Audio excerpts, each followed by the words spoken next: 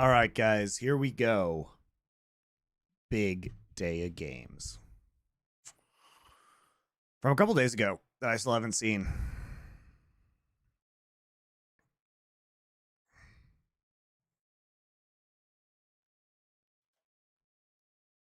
And now we bang. D+, as we said, strong pick for aiming. Actual bangers today. Well, T1 opt. We've seen a lot of teams Shirtless stream. I don't think it's warranted. I think I am wearing a shirt. That is a lie. So that LeBlanc Vi makes complete sense. Yeah. You can enjoy my we don't want into the AM aiming, but Rumble also coming through. So I don't think any surprise. tank top. It's too hot in Korea, guys. I'm sorry. It's way too hot here. Is the question really? Looks like the Corki is something they're going to go towards. A lot of AD carry picks in the mid lane, but I don't think they've really been Showmaker's forte. All right, so we have seen. So there's no Lee Sin ban. Lee Sin has been one of Lucid's picks alongside of Vi. That's been very helpful for them. Aiming on the Ezreal, even though he did kind of throw versus Gen G. And then the LeBlanc for Showmaker. Getting Faker on a solid pick here. Yeah, I think that's a solid strategy for T1. Also, Owner, he does have a pretty wide champion pool. I think just forcing him into No, people are not overglazing Viper. Viper's been extremely good. Picking up Corki, making sure Faker's going to be relatively Viper's been the best ADC in this league. Is good, but the Lee Sin was left up, and does he just slam it here in game one? Nah, you take the Sejuani with the Renekton. Sejuani is the meta pick, but I feel like D+ have looked way. I'm just gonna say that off the bat. All right, so they're taking Talia even though they don't have Vi. Oh boy, the Shyvana games are coming, guys. An Owner pick. Poppy is one of those, actually, so they're just going to go for the Poppy, opting to not go for Sejuani here. So this works really well for the playstyle of T1, because as we said, they love having strong side lanes, they love leaning towards it. Poppy's so devastating in those early dives in side lanes, so if Renekton gets low in the killer matchup, slamming into the wall, finishing. Thank you very much. Meme K-pop for your tier 1 sub. I appreciate you.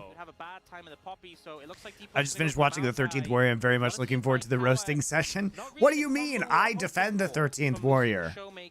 These two picks work well together, the point and click CC into the knockback. But again, I don't think it's going to be a major challenge for T1 in the early game, even though in the 5v5 it's going to have a lot of strength. And now, go to the next rotation. I think Kai'Sa should be a ban from T1. Honestly, if they just ban Kai'Sa's area, I wouldn't be too surprised. Yeah. D+ trying to trim down the strong laners that T1 can go through. Any Draven bans? Potentially. I think a big advantage, though, is D+ being on red side. They can counter pick support, which is so important. Why has Shyvana been such a disaster for pro teams? I haven't really seen it yet. The AD Shiv jungle? Well, here's the thing, guys. The AD Shyvana was buffed or will be buffed on 14-15, so maybe people are just like pre-playing it basically, because the AD ratios are better, especially in dragon form on 14-15, but to be the target here actually, and has been something that Guma has gone back to many a time, so that hasn't actually happened yet. Not expecting a blind Draven. I was gonna say, all right, so we're just gonna pick the Poppy here. Aiming's been good on it, but I think now you're just probably going to pick up the Kai'Sa. In the jungle role, classic for Owner, banning some AD carries. Okay, Aiming still gets his hands on the MF. What are we playing the bot side? We're playing Leona Jhin, right? Yeah. Leona Jhin. So they've got a lot of setup here. Lots of damage need to come from the Kennen, right? There's a lot of value into the Jhin. Even if it only blocks one shot, it can drastically reduce. Braum is a engage counter from Leona. So I think overall, Kennen gonna be strong into Misfortune. Pretty big setup though between Maokai ult and Misfortune ult. Very LPL style composition from D+ Kia. Very much, but Zeus, if you do give him counter pick, he will be able to utilize that to a big degree. Kind of just almost no more Ezreal meta, it's just banned now. Trying to neutralize what T1 are doing and trying to just draft a team fight comp. Yeah, it does feel that way, which the Poppy pick makes no sense. I mean, that's something we. I mean, it does provide ample disengage off of Maokai ultimate potentially. Favorite Gnar, but instead he goes. It also, it's also very good at stopping MF from ulting. Been played a lot more recently, especially into the Renekton, and that is going to give him a nice little advantage up there. Also stops Renekton flanks. I'm sure a lot of people. I think one thing with the it's bot okay. lane matchup feeling very neutral, it does mean you can focus attention top lane. If you this is a very I remember you guys having a language learning sponsor. Do you still have it? And yes, it's Babbel.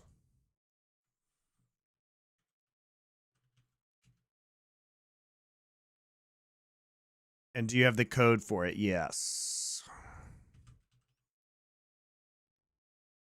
The code is either summoning for summoning insight or spike for power spike, depending on which one you want to use. 소환사의 협곡에 오신 것을 환영합니다.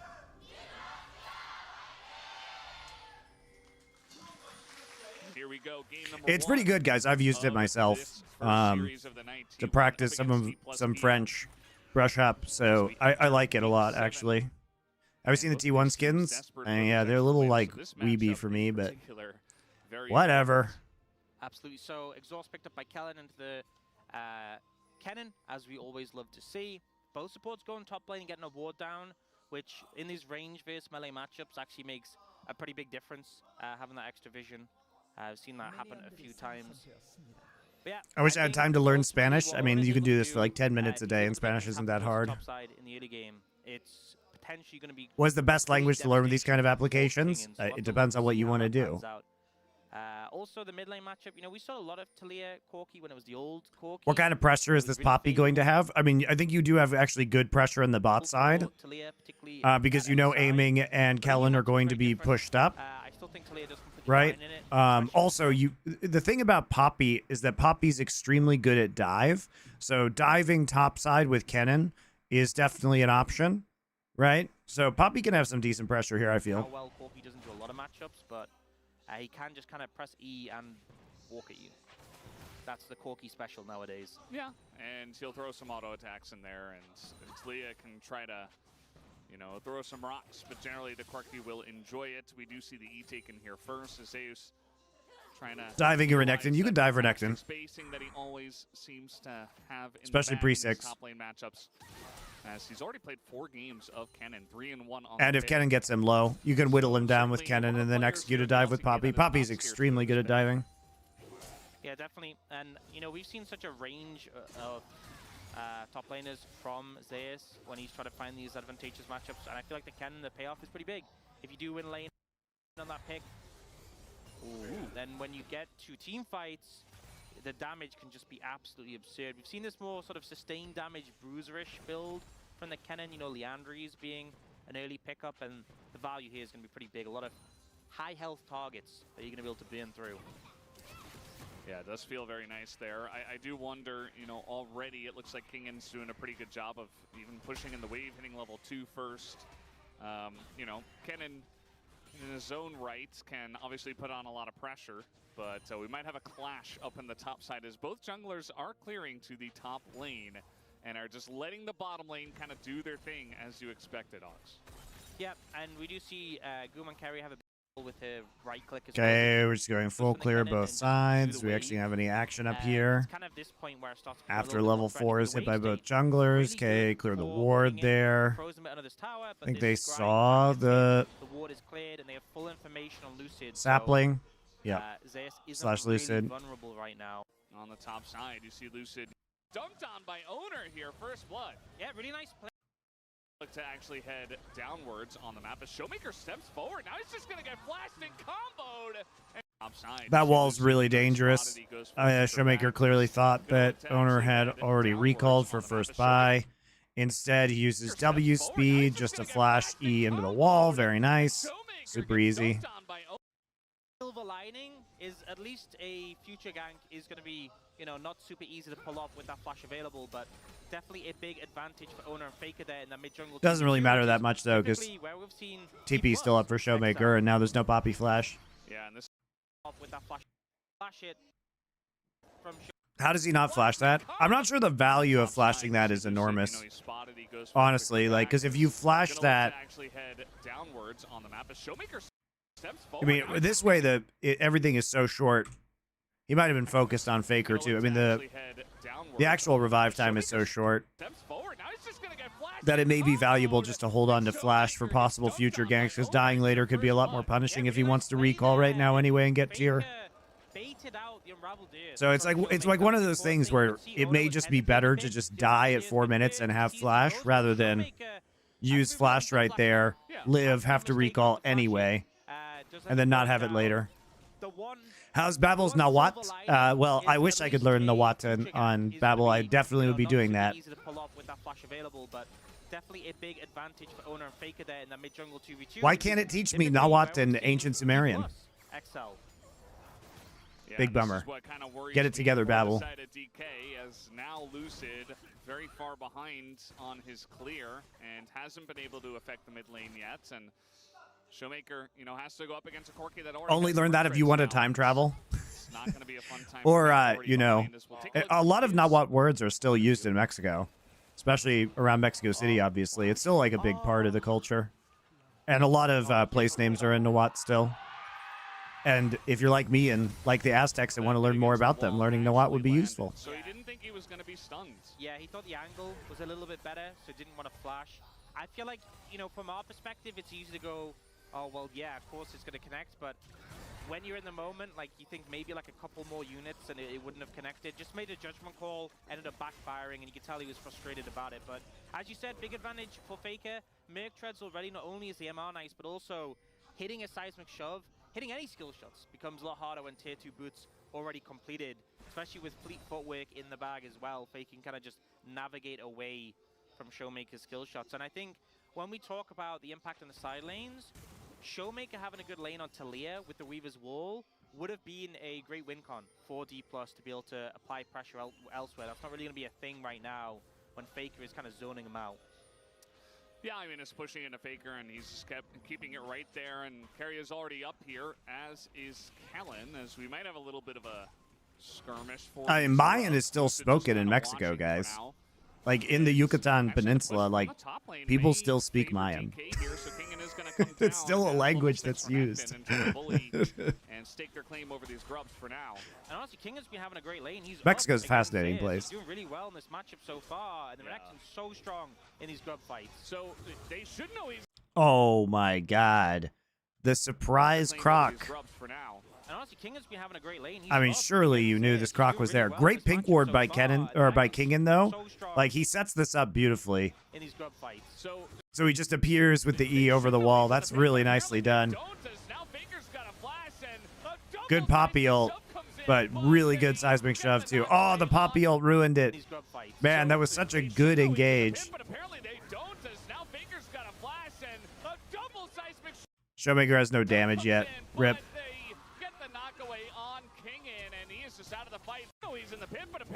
Also, Guma's threads a W in here. There's the W from the Jin W from mid lane.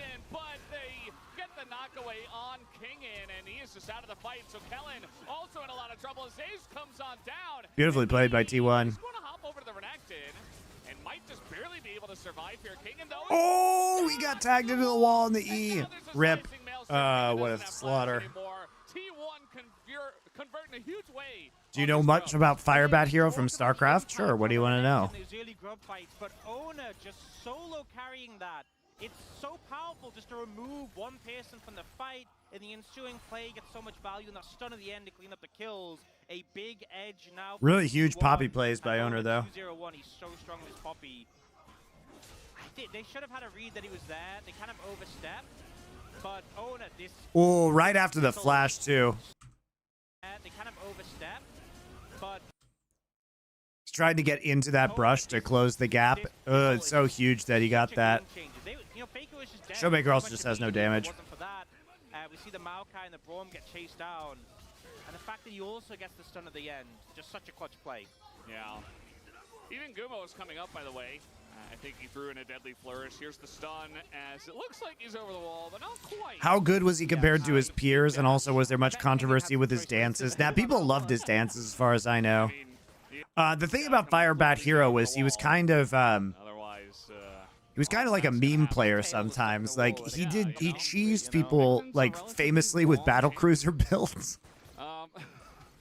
He wasn't a top-tier pro. I mean, he was, like, pretty good. But a lot of the time, he was like a showman even in-game.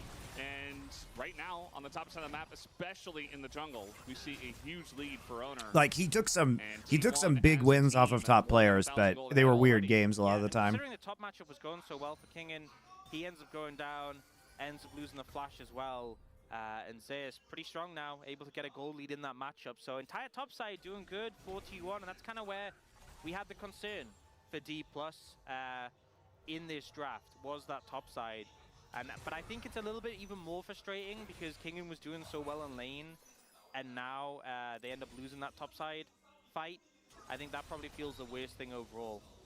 Yeah, I mean, Kingen seems like he's really on a mission up there to not miss many CS and just continuing to try to push in and not really interact with the cannon. And he's doing a great job, so hopefully he can stay on that horse and not really feel too tilted by the way that team fight did play out. Feels like Showmaker, 13 CS behind, not in a great spot just yet, but at least he has stabilized. Doesn't have his flash yet after that team fight. As Lucid is here hanging around, maybe looking to make a move at that dragon. Okay, just gonna dash over the rocks, and now Lucid's gonna flash on in. Faker getting very low. Trying to get Showmaker low, and is here hanging around, maybe looking to make a move at that dragon. Okay, just gonna dash over the rocks, and now Lucid's gonna flash on in. Faker getting very low, trying to get Showmaker low, and set up the kill here. Dude, fucking Owner's popping off this game, damn. And now these two junglers that don't do a lot of damage. I love Poppy. Yeah, the root comes. Didn't you and Doa cast some StarCraft? He was the analyst? Yes. I did. I actually cast the last Star League with Doa, that Maru one. So yeah, especially in the early days, when I got hired by OGN, the expectation was that I would do play-by-play for StarCraft, and Doa, coming off of GSL, would be doing analysis for StarCraft, and then we'd switch roles for League, so they only had to hire 2 people. Trying to get Showmaker low and set up the kill here for Owner, which Owner will be able to lock that one down. And now these two junglers that don't do a lot of damage. D+ is bot lane. Yeah, the root comes in, and now D+'s bot lane gets there on time. Aiming gonna pick up double buff. That's right, and a kill. Picks up a shutdown on Owner. Yeah, it's huge because he's going to be able to get BT immediately now. What would win the trade, but is losing in the fight. He dashes through the Unraveled Earth to trade onto Showmaker, doesn't expect Lucid, dies for it, and then Owner commits heavily to kill this Talia, but it's so hard to get away from a map. I mean, Owner just trying desperately to get away from this, but he just gets stun locked. It's a big win for D+, felt like they were losing out around the mid jungle, and they get a bounce back on the back of that play. Yeah, and there was a push that came down in the bot lane, but you'll notice that there's no plates that went over to T1. So I was wondering, what was traded back? What did T1 get on the bottom side of the map? Looks like not much, except maybe denying one wave. Yeah, maybe Guma had to reload or something. Yeah. He's fumbling, he's dropping the bullets all over the place. It's just a mess down here, honestly. Like, someone calling the cleanup crew.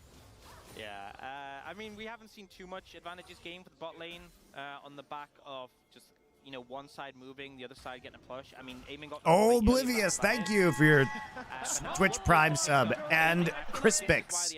Thank you both. Appreciate you guys. Give so much AD. The Bloodthirster makes you so hard really to challenge and push out. And this is pretty huge from King, and forcing Zeus' ult in the 1v1.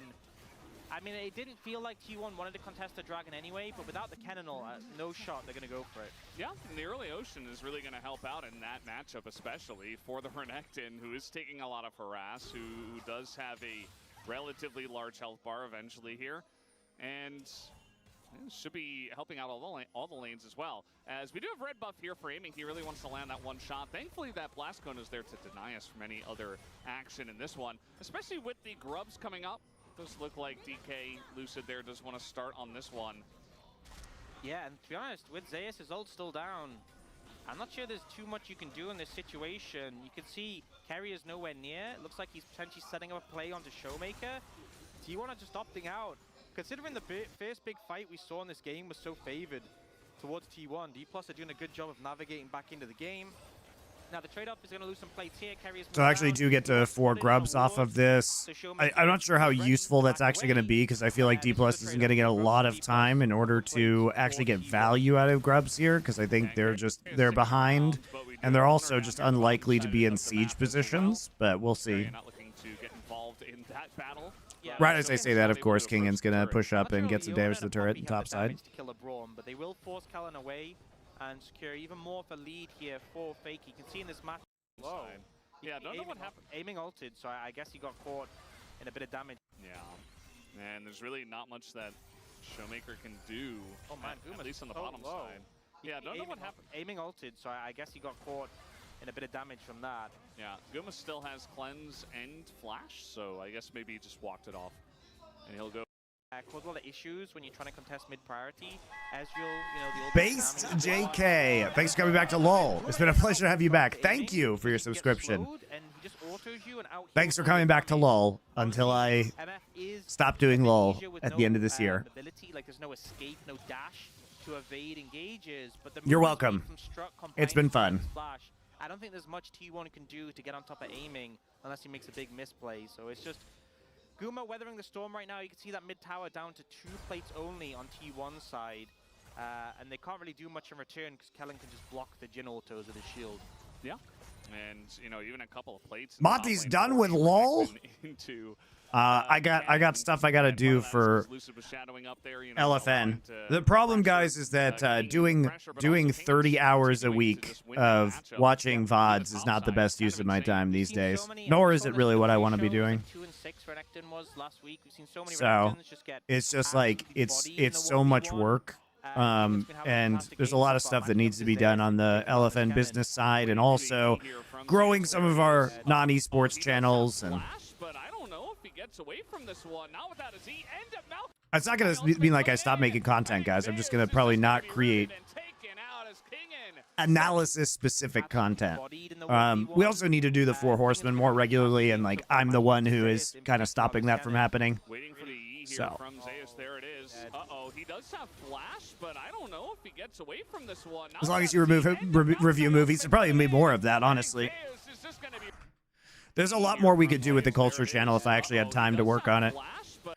Guys, basically, the thrust of it is this. Like, I'm just in a very unique time period in my life where I have, like, the next year or two where I can really focus on growing LFN and not have to worry about making a lot of money while I'm in Korea. So I want to use this time period to like focus on growth of the network. Do you review TV shows? Yes. You can head on over. Doe and I have a show called Nerd Legion. Head on over to the Culture channel.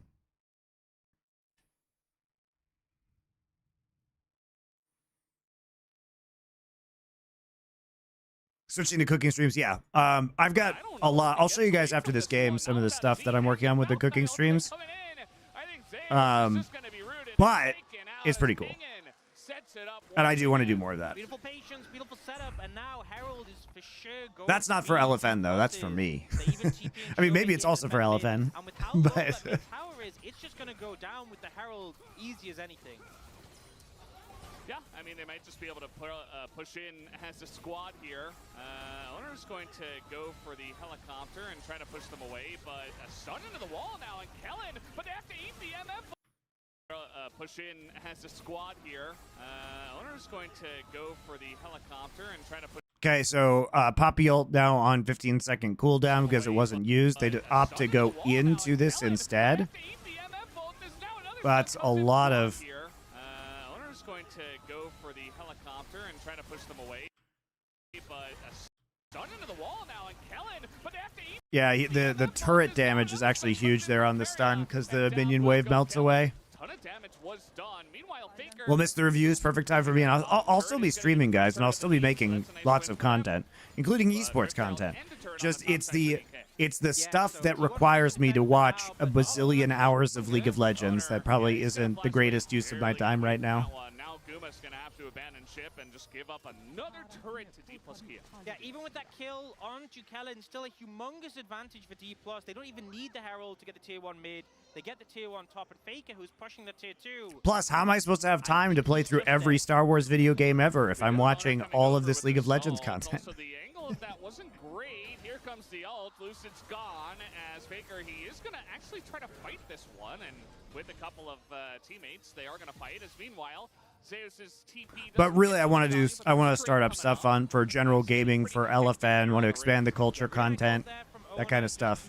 Disengage and keep Faker safe. Managed to get him out, managed to extract him, but he doesn't get that tier. Yeah, and do more cooking streams, that kind of stuff. It's also that you know, part of the problem, guys, is that in order to keep up with LOL, I have to do stuff on the weekends, which now that I have 2 kids is just getting harder and harder and harder.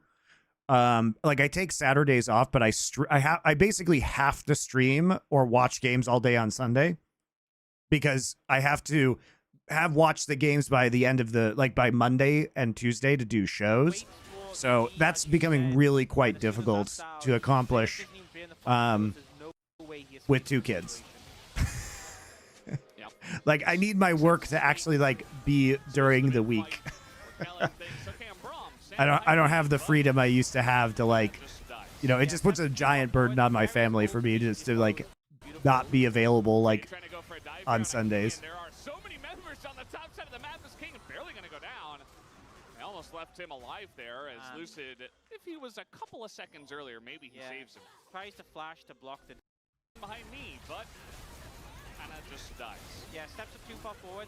Are you going to play Star Wars Outlaws on release? Probably. I'm actually very interested in that game. Trying to go for a dive here on a King, and there are so many members on the top side of the map as King barely going to go down.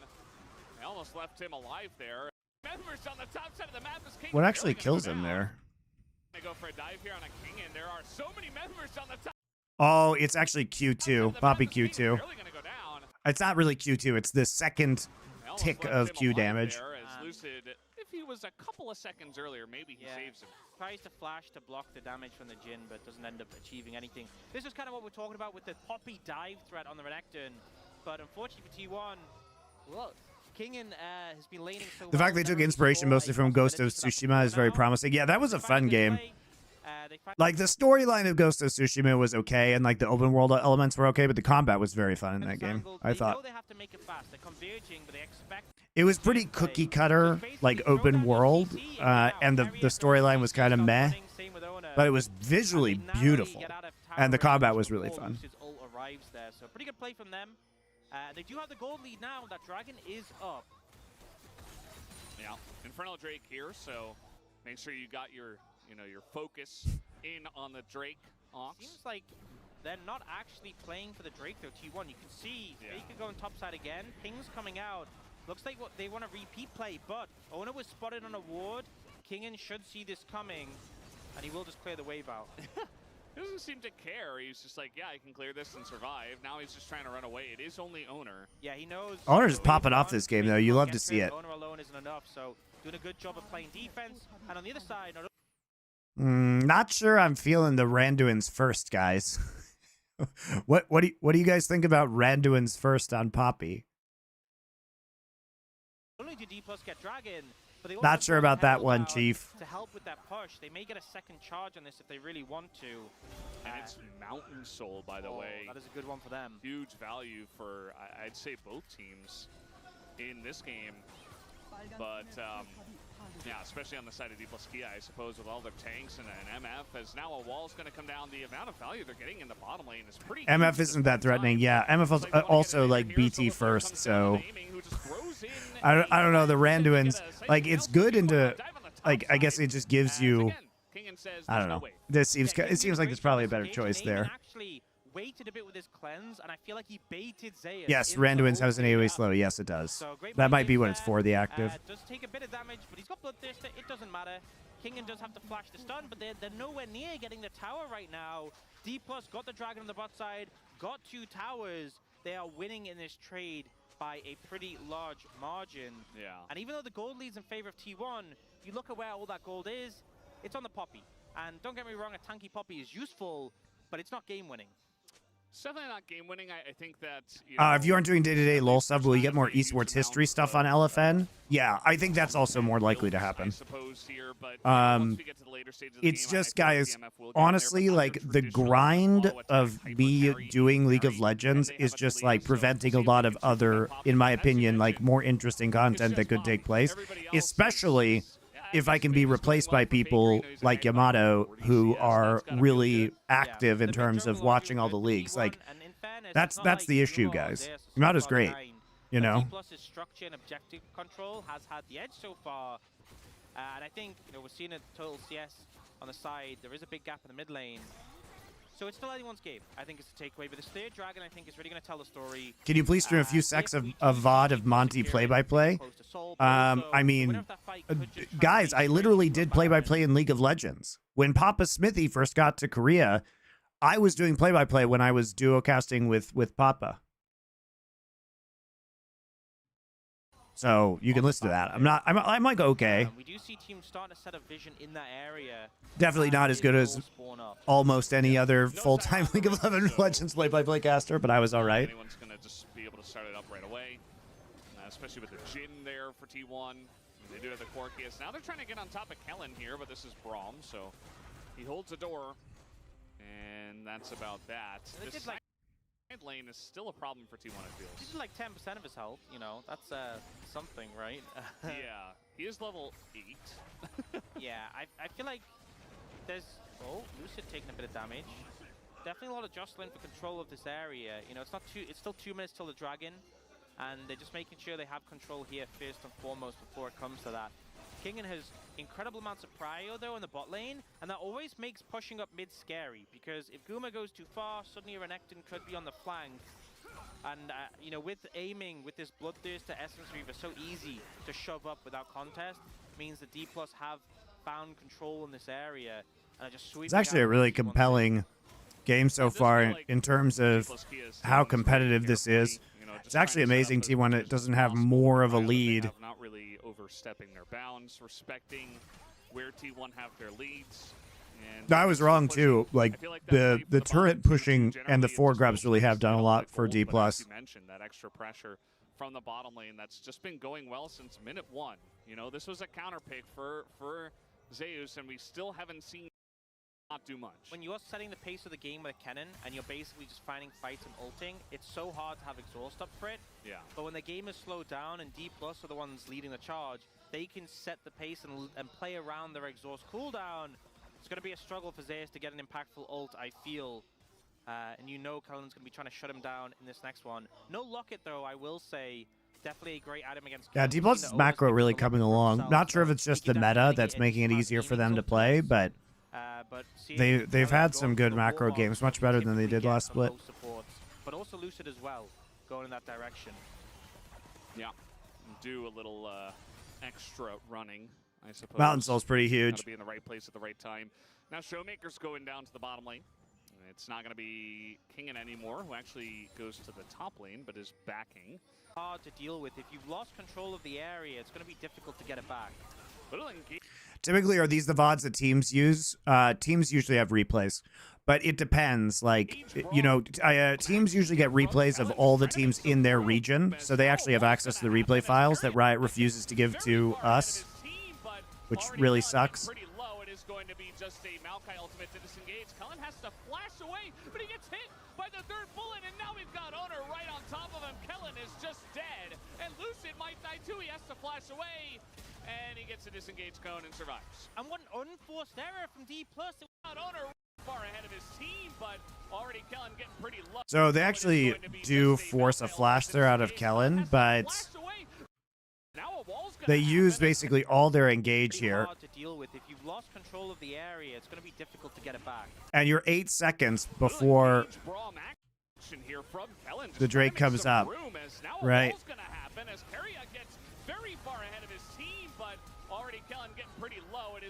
And why are we not just walking back to the turret? I mean,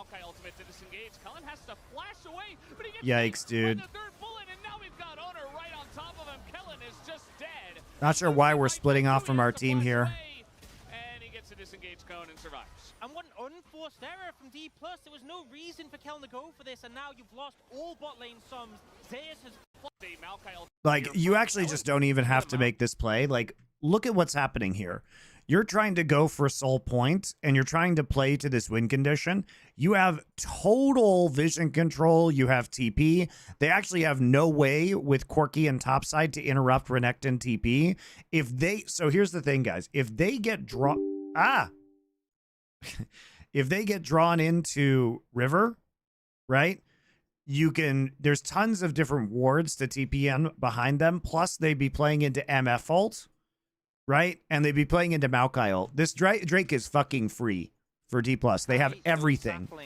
And they absolutely do not have to go to this for this kill on Guma. It's going to be difficult to get it back. Little engaged brawl action here from Kellen, just trying to make some room as now a wall's going to happen as Keria gets very far ahead of his team, but already Kellen getting pretty low. It is going to be just a Maokai ultimate to disengage. Kellen has to flash away. So they absolutely should be just focusing on the mid wave there and setting up for the Renekton flank. And Lucid might die too. He has to flash away. Like, I don't know, man. It's pretty bad that they try and like kill Guma there. Yeah, I agree. Like, they literally spent all that time creating pressure, and then they just threw. There's no way they should fight this. Well, they're gonna TP, and I mean, Terrible Omer has TP. his flash, and maybe he doesn't get it off. As yeah, the stun will come in, and he's in a little bit of trouble now. Everybody on T1 is That's gonna kill him. The knockout comes in, but Kingen is a raid boss right now. Faker still has flash. Faker waits for W, come back up. They TP in, they get nothing. Yeah, they even extract the Poppy. They don't end up going for the fight in that situation. Don't want to risk it. But honestly, I feel like there was a decent chance if Zeus got a big ult, they would have just won it. And there's no reason for Oh, it's a really big fumble by D+. Right as I say their macro has gotten better, they do something like this that is just like so stupid. I mean, you have Maokai ult, you have Talia ult, you have like this nice TP on the Renekton, you have vision control. There's just no reason. Like, they have to walk into you to take this fight, which is exactly what you want with Maokai, Braum, MF, Talia. Really, really bad. And then they try and set up on Ona to pick him after the dragon. Like, Kellen just ran it. Just to make sure they can extract their jungler. The movement speed for the Poppy doing a good job of The cards that you set up so nicely after 3 hours. from never again. Yeah, I don't know. That was definitely questionable. And To navigate, she can just to switch targets if she wants to keep rocking it. I think that even with the LDR coming through, Ona is one of these champions who can very quickly get out of an MF ultimate. And Talia does not deal with Bob. Oh, you just shouldn't even start that play if you're Kellen. Oh, man. It's like, hey, they need another threat that's not MF. I mean, aiming has done so much for this team over the last couple of weeks, and they need someone else. And you know, if this was aiming's Kai'Sa, I think I'd feel Is there any concern that C9 will Mickey Mouse their way to pretending they aren't frauds with getting a fresh patch? The frauds will come out eventually, guys. Still a potential thing. If Zeus is on a flank, the cleanse isn't going to allow you to freely ult. You know, it's not like Olaf Ultimate where you can just pop it and then channel for free. But he is going to come back up. His flash isn't up. Is up pretty soon. Will be up obviously for that dragon. But T1 trying to set up vision once again around this Baron. T1 notorious for their Baron setups. They did just have 3 people walk right past a ward, which was kind of unfortunate. Will there be another RTS experience like StarCraft? I don't know. I hope so. Just a little bit north of where the blue spawns. I feel like obviously I would like that. There pretty much the entire game when they've had them freely available, and it's had a lot of value as spotting T1 members trying to make a move towards top lane. Also could be huge if we get King hitting. I really like playing Battle Aces, though. I think that game was fun. Stormgate seems to have some issues at launch. But this is like early access, and they're not even like they said they're not even gonna have everything done for like another year. So. And it does feel like both teams are kind of slowly just moving towards getting ready for this dragon spawn. Yeah, definitely feels like the focus is just around playing for these dragons, and you know, all those sums that we'd been earlier hasn't really led to anything. They're back up, obviously. You know, in the moment, not having sums means D+ were hesitant about opting in the fight, but now they have them back up again. The exhaust is available for Zeus' ultimate. We do see Ona now with 3 items on that Poppy, and there's some good items. Infinity Edge comes in for Guma. That's a pretty big spike, and Faker's well past his 3 items. Yeah. And why did Owner even build MR? Like, I don't know. Is it really even worth it to build the 1? There's a decent amount, you know, getting thrown about. It still gives a lot of health. Yeah. They give you a shield as well. Tank the saplings. Sure, sure. Okay, so now they're actually going for the play they should have gone for earlier, but this could have been Soul instead of Soul Point. Nice dodge by Lucid. From Lucid, he will not be denied from this pit. It just comes down to a flip, and it goes to Jin. It goes to... How did that happen? That's fucking wild. It wasn't even a Jin ult.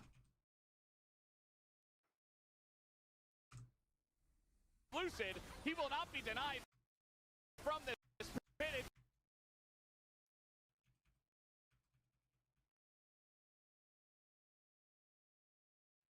He smites.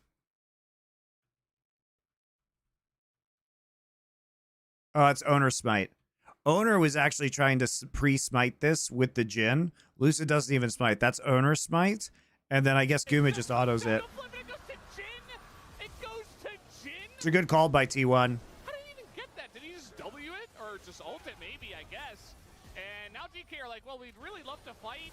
He just autoed it. It's a nice little knockback. It was Very coordination good between control. owner to burst it, owner and Guma to burst it. Has to go in, knows that he's going to be cutted out once to get his team away, but Guma, you're going the wrong way.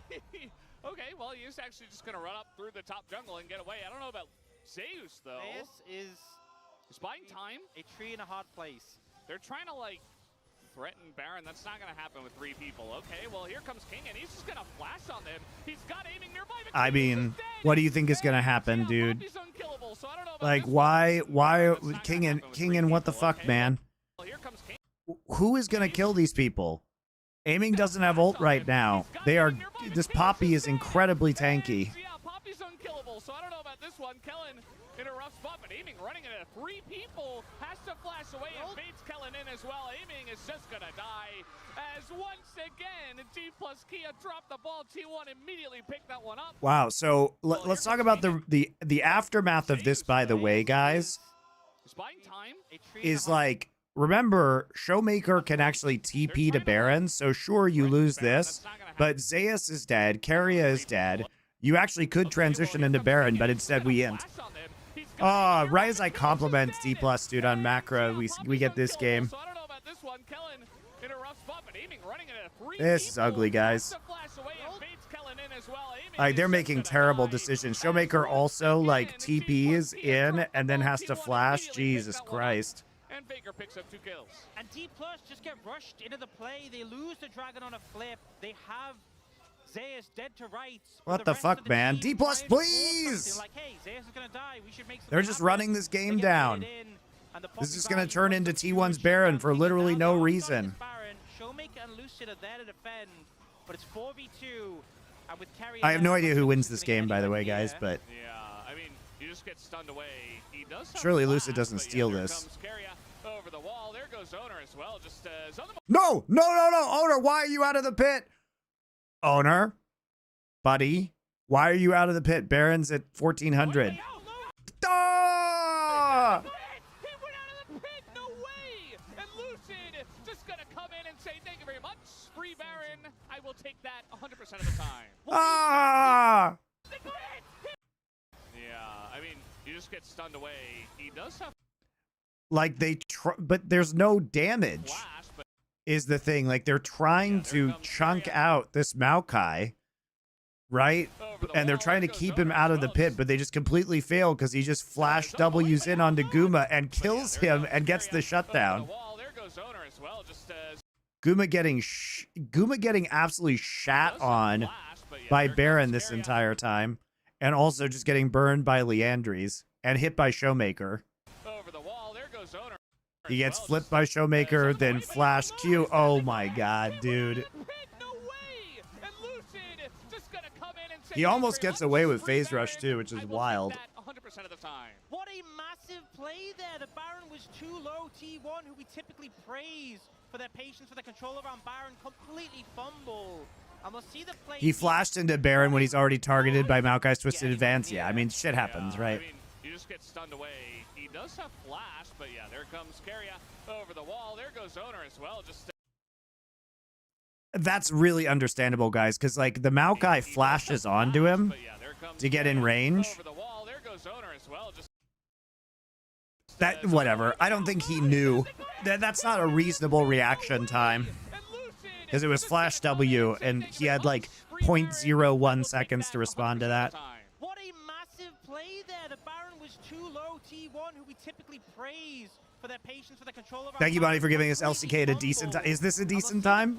It's only 3 hours earlier than normal LCK. It's pretty late. D+, like, everything's great, we're healthy, Zeus is 100% dead. Oh boy. But then they Yeah, there's no way to mentally process that and decide not to flash. I agree. Just happened too quickly. That's just unlucky. Kellen tanky enough. He's just trying to stay alive because he was getting blasted by Talia over the wall. You don't win that. And at this point, I'm like, wow, well, T1, that might be the game-winning play. But Lucid, this is a great play by Lucid, though. Oh, the flash. Oh, oh, just a little late. Gives him the free ride in the Baron. He almost lives through that because he gets a passive proc and he has phase rush. You see how stunned they were? Because no one expected him to pull that off. Fantastic from Lucid, and now Baron in favor of D+. Gold is even. I mean, Engage Braum. Yeah. Still not working. It's not working. Trying to pitch it, but like, stop trying to make Engage Braum work. Yeah, they don't have that much great engage outside of Lucid flash Wing, which, as we know, is not good for Lucid or for Maokai, really. He's more of a disengage, kind of you throw up your ult and you say no to everybody that's coming at. So yeah, D+, part of the difficulty is they'd already taken a lot of structures, and these deeper structures are harder to get. But T1 still focused on this mid-tier 1 end. Yeah, Faker will respect that. And, I mean, he'll know that he... And now Lucid is just getting engaged on. He might just die. He's going to twist it advance, though. He's still alive. 15. Maokai flash pings after that Baron. This is a fun game to watch, though, guys. It's been a bit of a throw fest from D+, but they got the Baron steal, so it's exciting again. Nice block with Braum ult, or with Braum shield rather. Kellen and Lucid super low. Down will go Kellen. Baker just gonna twist it advance, so he's still alive. Gets his ult out, and they save Mr. President somehow. Why does Kellen walk back up? The world may never know. Why does he walk? Dude, Kellen is on the fucking struggle bus this game. Jesus Christ. You don't do that much damage to towers, Fake. I think the problem is, though, this game, man. D+ were actually fine if Kellen didn't die. He had Warmogs, he could have healed up. Yeah, why is Kellen walking back up? He's such a derp. But it looks like T1 feel the need to Kellen has had some really good games. I mean, his Poppy games recently have been great.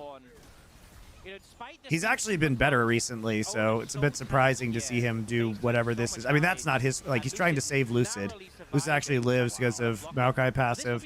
The question here is, like, motherfucker, why are you walking up? I guess because the MF ult was called, but, like, the Corki and the Jhin just fuck you up, man. Doesn't seem to amount to anything. You can see Kellen moving over, but he might be too late. They're already doing the dragon. They could just get this and get out. Yeah, Lucid almost has his flash, but it's a little bit too late. He is in the pit. There. Okay, there's the ult. I was like, what? And Kellen just single-handedly cost them The owner with 4 Mountain Drakes is going to be absolutely unkillable. So is Leona. So is Keria. Yeah. That wasn't great. And now we have 3 Mountain Drakes here for T1. Yeah, this Poppy... We've talked all game. Where's his Warmogs? He doesn't want Warmogs?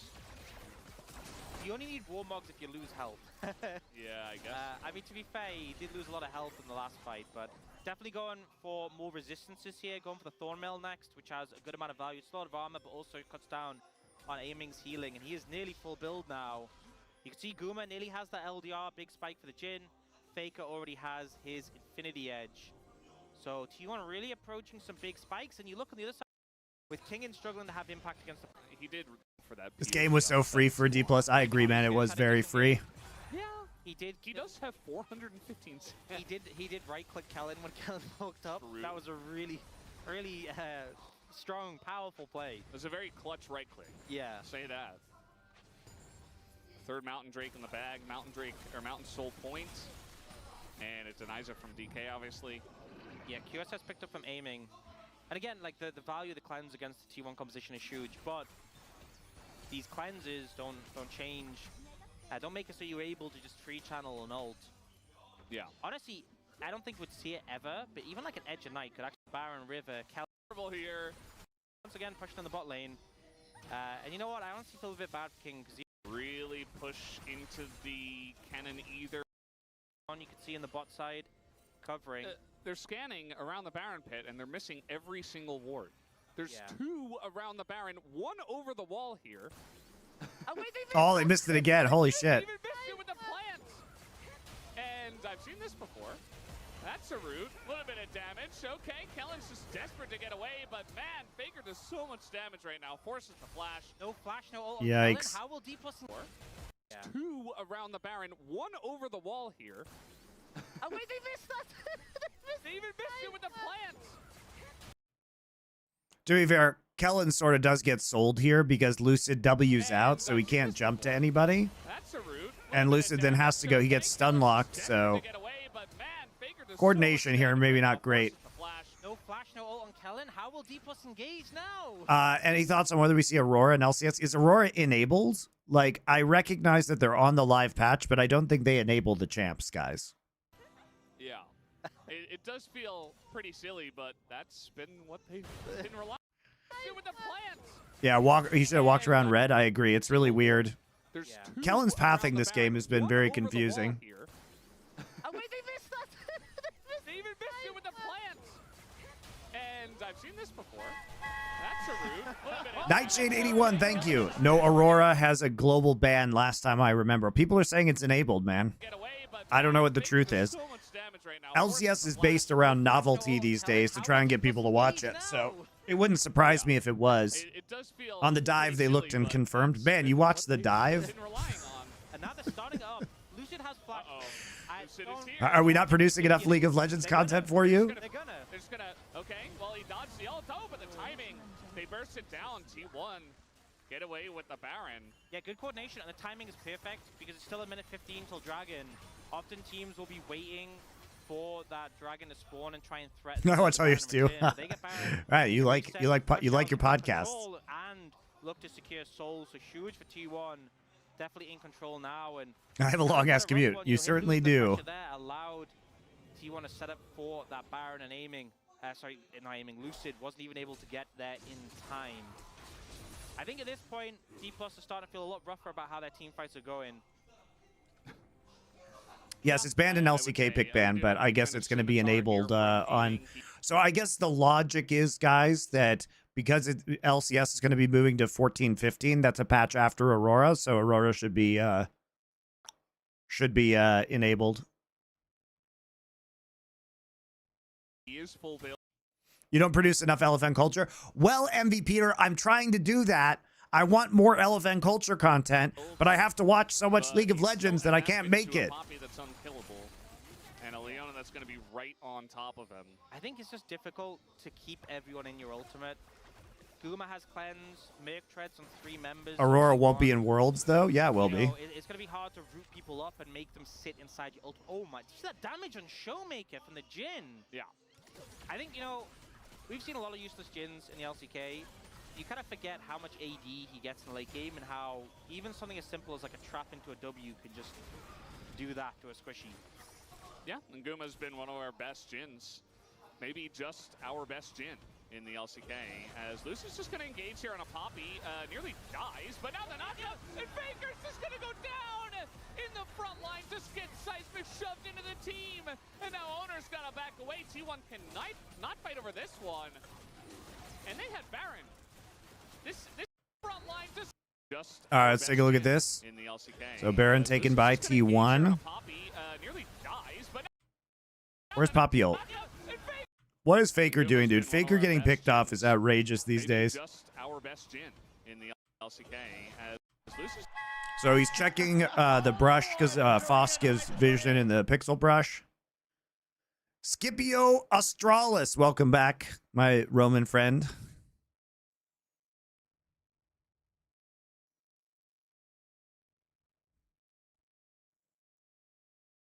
just going to engage. This was an awesome day of games, entertainment-wise. Yeah, I'm having fun watching this. Nearly dies, but now the knockout, and Guma's been one of our So best he's Jhins. checking because he wants. Maybe He just gives our best the Jhin Foss bomb in gives LCK, vision.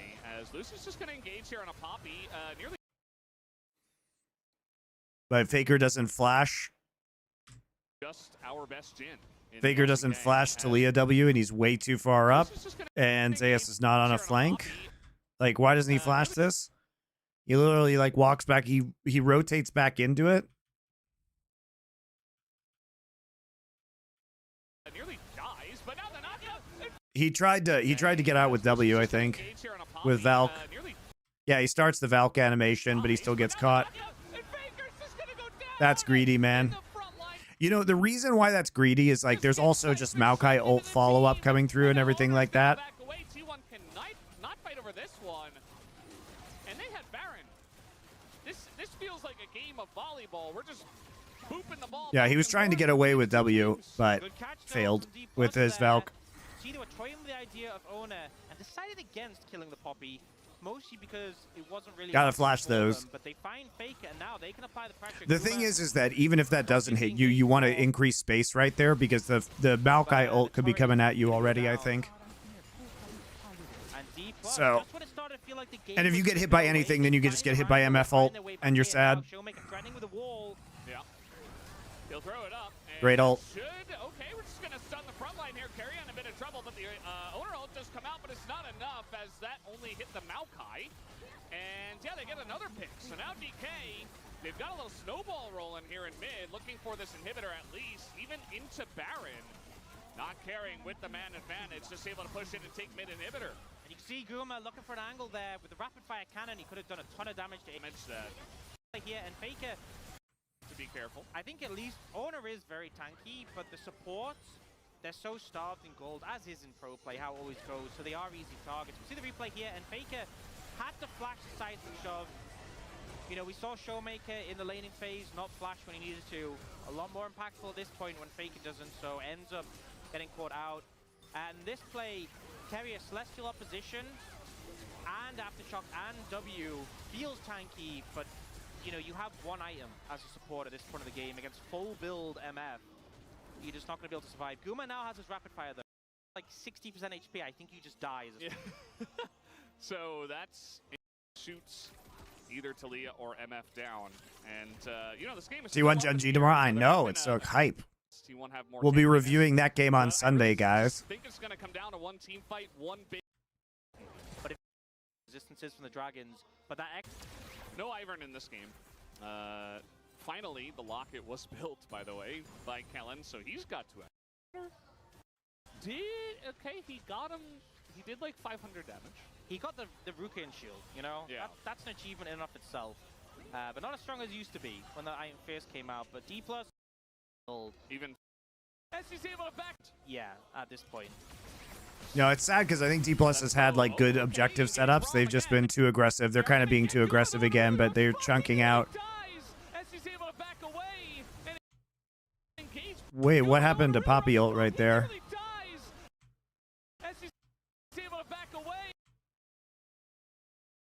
What? It looked like it hit Lucid, but Lucid was already channeling W, so he didn't move. He just CC's Poppy.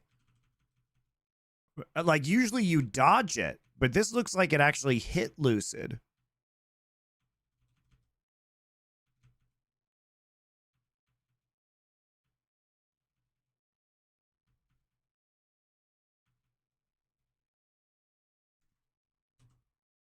Oh, okay, engage Braum again. They are going to get Guma, though, in a really rough spot. He nearly dies.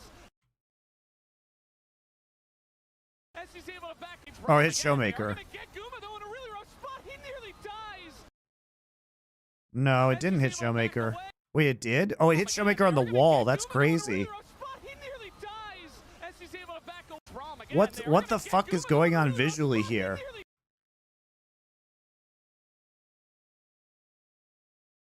Like, actually, guys, what the fuck is going on visually? Like, this makes no sense. Like, he definitely hits Showmaker.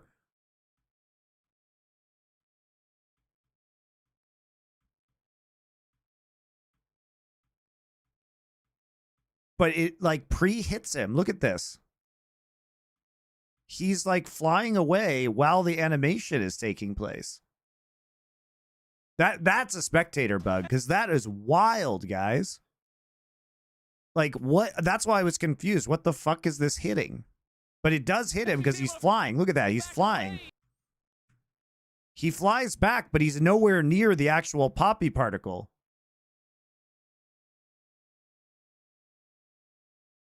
That is fucking crazy, dude. It looks like he got... It looks like he... It looks like That's low. It looks like it Okay. travels back in time They are to gonna hit get him with the Guma pop reroll. Look at this. He nearly died. Like, look at this. Slow. Oh, okay. Engage from. Like, watch this. And they are gonna get Guma, though, on a really rough spot. He Look at this. nearly died. He's flying already, and then the animation comes through. What the fuck is that? I think until it existed the jump off before the animation, maybe, but then Owner, that would be accidental from Owner that he's trying to actually hit Lucid As he's here. able to back away and engage, Braum actually pays That off is, here for I've never DK seen as anything well. like that Jinno's before. That is gonna be fucking open up. wild. Guma trying to do his own impression, but that's not going to do nearly as much. And now I see the top laner, Kingen, just standing in front of the team. That's why I was so confused about what's going on. That's why I thought it had hit Lucid, but like Lucid had then buffered W or something very fucking weird. They will take the Baron. Engage Braum does something. On the mini-map, it shows Showmaker is where the Poppy ult lands. Jin ult's going to be open up. Guma trying Does to do it? his own impression, but that's not going to do nearly as much. As he's able to back away. Yeah, at this point. That's slow. Oh, okay. Engage Braum again. They are going to get Guma. Yeah, I think this is like some sort of spectator bug. I mean, I don't know how you could tell. There's like a million pings going down. It's really hard to see if that's even true. Actually pays off here for DK as now Jin ult's going to be open up. Guma trying to do his own impression, but that's not going to do nearly as much. And now I see the top laner, Kingen, just standing in front of the team. The meat shield is his. Regardless, if it's not a spectator bug, he definitely didn't mean to hit Showmaker there. He was trying to hit Maokai. They will take the Baron. Engage Braum does something. Guma doesn't want to burn summoners there. He's like, I am not burning summoners to an engage Braum. He refuses. Nearly dies for it. And is so low now. The reset has to come in, but T1 to focus on, like, we don't care about Baron right now. We care about Soul. A little bit of extra AP and AD. We'll just tank it. But they managed to disengage from the situation.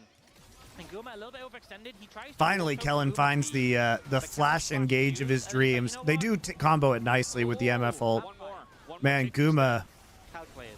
not using flash there. Balls of steel, man. But he's very tanky, so it's fine. And now we got to set up for Dragon. Aiming's ult is coming up soon. Lucid's is as well. Kellen's is too. Everyone has sums apart from Kellen losing that flash. But those ult timers is going to be critical when we're setting up for this. You can see... I mean, they don't have Maokai ult right now, or Talia ult. That's pretty impactful for doing this. DK shouldn't be starting this. They shouldn't be starting this. They absolutely can wait for Maokai ult. Okay, they just used Maokai ult. All right, they used Maokai ult. That was very close, though. Carry a what? Yeah, we'll see how this one goes. We do have the Weaver's Wall up, and Owner's going to be on the opposite side of that. It's just going to be, yeah, taken. Carry just gets caught. No one wants to flash Talia W this game, guys. Have 2 minutes of Baron buff, plus Mountain Soul, plus 5v4. Shout out to Kennen being completely useless this game. So much to burn through. And remember, he's got the GA and the mix. It just got him worse. Hib. They're going to taxi this Cannon minion in, and they will take this one down. As meanwhile, there's the engage, this time from the Maokai. Owner does get an ult away, and he is so tanky, but Baker will be the first one to go down. And Owner also very low. Lucid nearly loses his life. Looking for that top turret right now, and they should be able to take down. Kennen did nothing this whole game, guys. Owner nearly gets shredded there, but does just survive. So tanky, but Faker down. 5v4. Zeus needs a monster ult here if they're going to make their way into this game. He hasn't had a big opportunity. Now he's going to throw it in the exhaust immediately, and he just dies. He just Yeah, very good. like Just a exhaust still balloon, up. but desperate to do something in this game, but it's not going to happen. D plus Kia will finally take game number 1, even losing Showmaker there right at the end. They don't care. They just Wow, that could have been a much easier win for D+, in my opinion. They really made that hard on themselves. The lead 1-0. And it was such a back and forth game.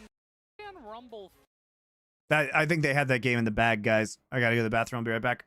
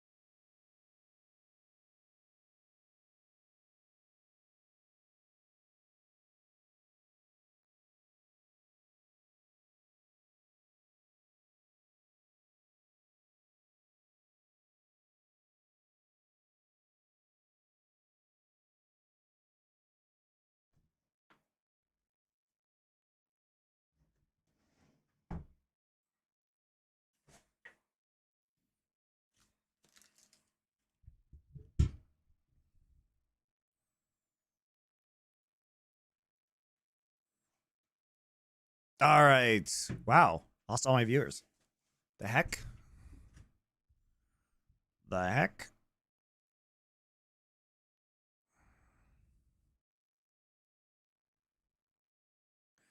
I have 2 kids as well. They're now the age where we're starting to watch all the OG Disney cartoons. I'm seeing them again for the first time in 25 to 30 years. What's your favorite OG movie now as an adult? I mean, I like a lot of the Disney movies, honestly. What do you mean by define OG? Like from the 90s? I mean, I think Robin Williams still fucking crushes it in Aladdin. First, that does mean that they have a chance to ban maybe a Corky instead of an Azir, but I would imagine that Faker just says, okay, I'll just play Azir then. 1970 to 1990? I haven't watched a lot of the pre-1990 ones recently. What do you like?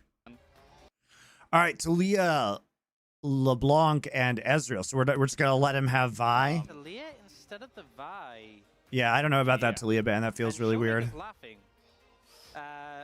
Showmaker probably I haven't seen the Sword in the Stone since I was a kid. Series, I'm never playing Talia again.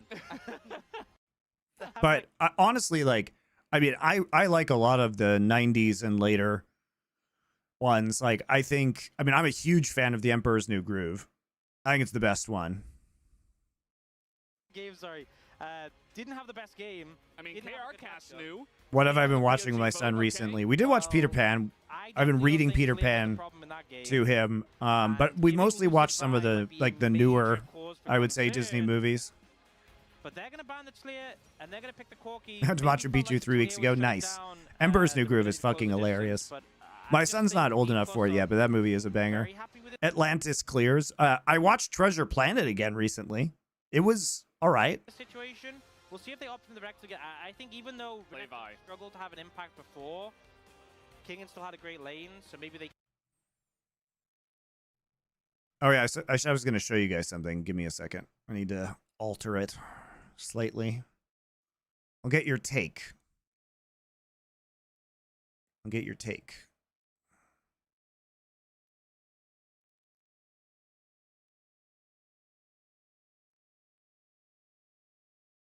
Hold on.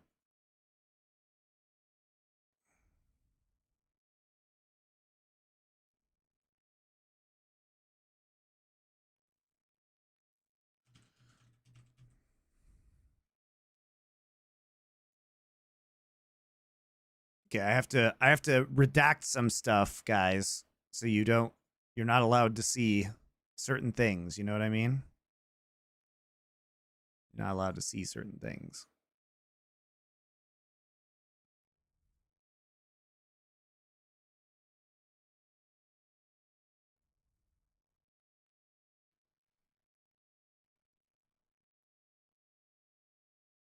It is illegal for you to feast your eyes on certain aspects of this. So I have to eliminate the branding.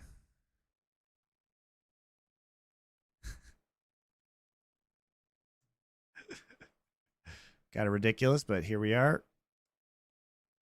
All right.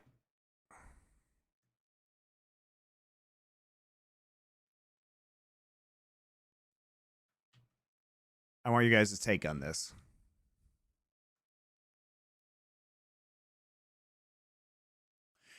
Disney had so much success with Phil Collins and Tarzan that they had Sting write and record an entire album for New Groove. Yeah, it was called Empire of the Sun.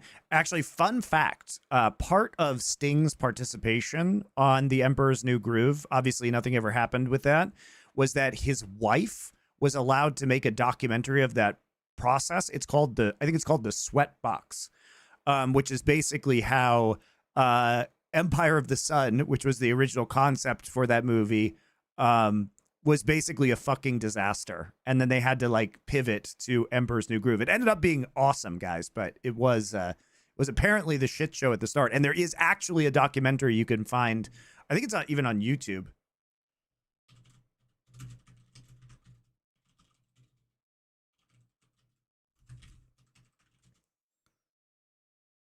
Yeah, or you can find it on the Internet Archive. Here we go. but definitely worth checking out.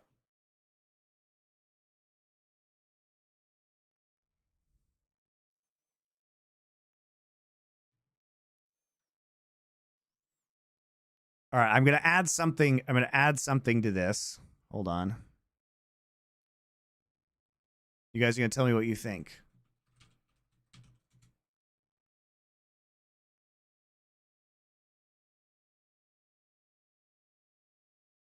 All right, here you go. Here you guys go. We're working on the cooking stream art.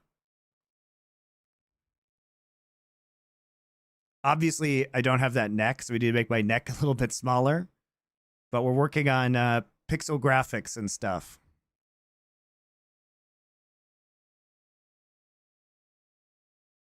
What do you guys think?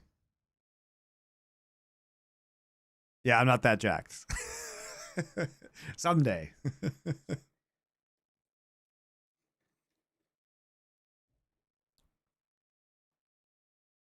Your neck could bench 350. Yeah, we'll fix that.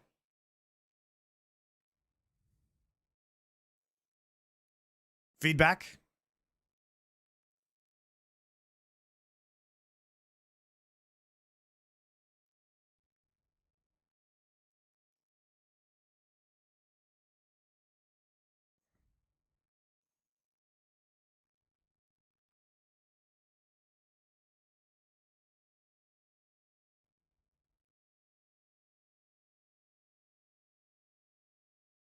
Your ear is pierced. Yeah, look at it. My ear is pierced.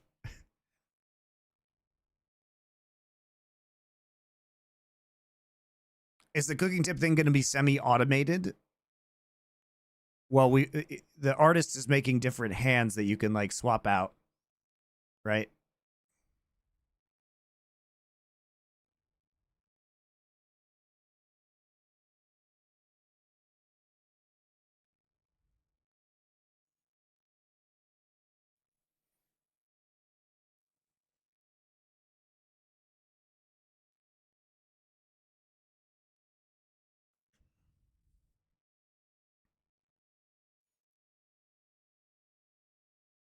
Your eyebrows are straight, not curved. Okay, that's good feedback. Yeah, it's supposed to be pixel art, guys. So there you go. That's what we're working on for the cooking stream. It's coming together slowly.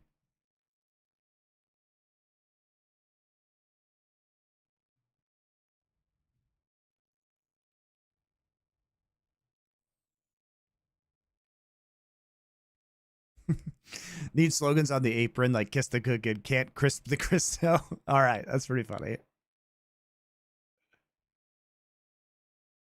Keep that pick, but they could just go Renek and Vi in this situation is a possibility. They're playing Vi, I think, 100%. The only other question is, what are they going to pick alongside of it? I love that pixel art going to clickbait a lot of nerds. Hell yeah, good. That's the idea. I do want to, like I said, I do want to do a bunch of stuff like, you know, themed weeks. I want to do, you know, I'm going to be theming it all around gaming. So I want to do like, you know, basically different versions of the same food. So you have like the speed run version and then the completionist version. Jerky's Minion, welcome back. Is it only me or everyone's having Discord issues? Yeah, dude, people have been having a lot of Discord issues recently. You still need to schedule things better on YouTube, Twitch /makes community posts. Naja fan, I know it's scuffed. Maybe Naja fan, if I didn't have to do 30 hours of League VOD review, I could do the cooking streams properly. When is the next cooking show? Probably next week sometime. I know it's scuffed, okay? Very interesting. Yeah, maybe scared of the Vi into the Poppy, but I don't think so. I think definitely T1 are going to take the Poppy in. I mean, with the cooking stream, I need a website built to house the recipes, you know. I need to, honestly, Naja, what needs to happen is I need to meticulously plan the cooking streams like 2 months in advance. That's what actually needs to happen. Into this, I think if you're going to leave the Vi open, it's because you're like, we think the owner can handle it on the Poppy. So I really appreciate your VOD reviews. Yes, I know. We've been having fun, but I'm a middle-aged man who needs to do something besides watch teenagers play League of Legends for 600 viewers. But instead, they're like, no, we want bot lane strength. Sorry, We don't guys. want to go to the second rotation. Does Monty have an individual Discord? I do. It's just dead as fuck. And Renata definitely good into Vi Renekton, but Vi good into that Kalista. And we said we weren't really happy with the Do you still practice Muay Thai in the States? I'm not in the States, but yes, I still practice Muay Thai everywhere. Joy. But Vi Ahri, something we've seen many times, particularly recently, BNK and FearX being very successful with it. And it looks like that might be the angle. I think Ahri gonna have a bit of a rough time into the Corki, and it looks like they opt against it as a result. Would you ever do a Twitch chat control cooking show where chat votes live on ingredients, quantities, timing, and then you eat the product? Maybe. It would be disgusting, though. TF gonna come out again. And if I'm playing Kalista and there's a TF and a Vi on the other team, all right, so they do give the Vi over to Lucid here, and we're back to Vi Showmaker. I mean, Showmaker's the only player in the world who's playing APTF mid, so this is pretty fun, I think. Feels really good into the Corki matchup as well, and there's a lot of threat between Vi Renekton and Vi Twisted Fate. But we know he can play a lot of different things. I'm curious to see what he will play in a... Back to Kalista, Renata, Glasgow. What are we playing in the bot side? Very in tune with what their players play. All right, so are we lane swapping? What's the deal here? He knew what he was playing into a long time ago, Ooh, Viego Jax. So we're going for a Viego reset composition. Like you have engage in your composition. And we're playing it super safe with Zeri Lulu. They're going to lose super hard early in the bot side, though. Oh, and Renekton. You know, if Vi goes in onto Guma, he gets knocked up, then you ult as well to chain the knock-up. Gold card. Like, how are you supposed to play the game? It is still going to be a rough lane, but... Where do you live now? Korea, in Incheon. And at least now you have a range support who can shield aiming when he's trying to disengage from a Kalista. Yeah. I think D+'s comp in 5v5s is fantastic. And it really comes down to can T1... Yeah, Renata does so much work here. I agree, T-Pro. Just the short range in general. I think if they don't, I think... Like, the thing is, the Renata ult is incredibly powerful. So... Or two. 소환사의 협곡에 오신 것을 환영합니다. T+K up, having a fantastic summer so far. They're one win ahead of T1 in series. If they win this, they are then 2 series ahead. Yeah, I agree, Najafan. We'll figure it out. You know, it's going to be a process. The cooking stream thing, but there's a lot of good ideas out there. Knocking T1 down a bit. That removes. Have you thought about doing reviews of Korean restaurants / street food to go with the cooking videos? I mean, could do. Yep. And now they've got a lead here in this series as well. And third place gives you choice of opponent in the first round of playoffs. Are you the turkey shooter guy with massive aura? Yeah, I'm definitely that guy. Not the cyborg Korean soldier, no. I do like all the Olympic memes that are going around, though. They are very entertaining. Choice of opponent, you know, we've seen a lot of teams struggling in that sort of middle of the table pack. If D+ get to choose their opponent, they probably should be an easy route to the double elimination stage of playoffs, and that gives a lot of security. Yeah. That would be pretty interesting, actually, to see who they do end up choosing. You know, who ends up in 5th and 6th place in the first place, and then... So smart. Yep, take a look at this. Hey, it's a little lane swapperino, as nice little flash with the Counter-Strike, but... That feels horrible, though, for you Zez. still feel awful. Yep. And now... Batting to Leah since we can't flash the W. All right, so we are going to see a lane swap here. That's not terribly surprising. The lane swap also just kind of covers Vi as well. You know what I mean? It just covers Vi as well. This is actually like pretty devious in that they don't show the lane swap and then they like pop out and fuck up Zeus immediately. Nice little flash with the Counter-Strike, but... That feels horrible, though, for Zez. The thing is, you're starting strong side jungle as Vi, and then T1 starting weak side jungle, so Vi might be a little bit vulnerable here.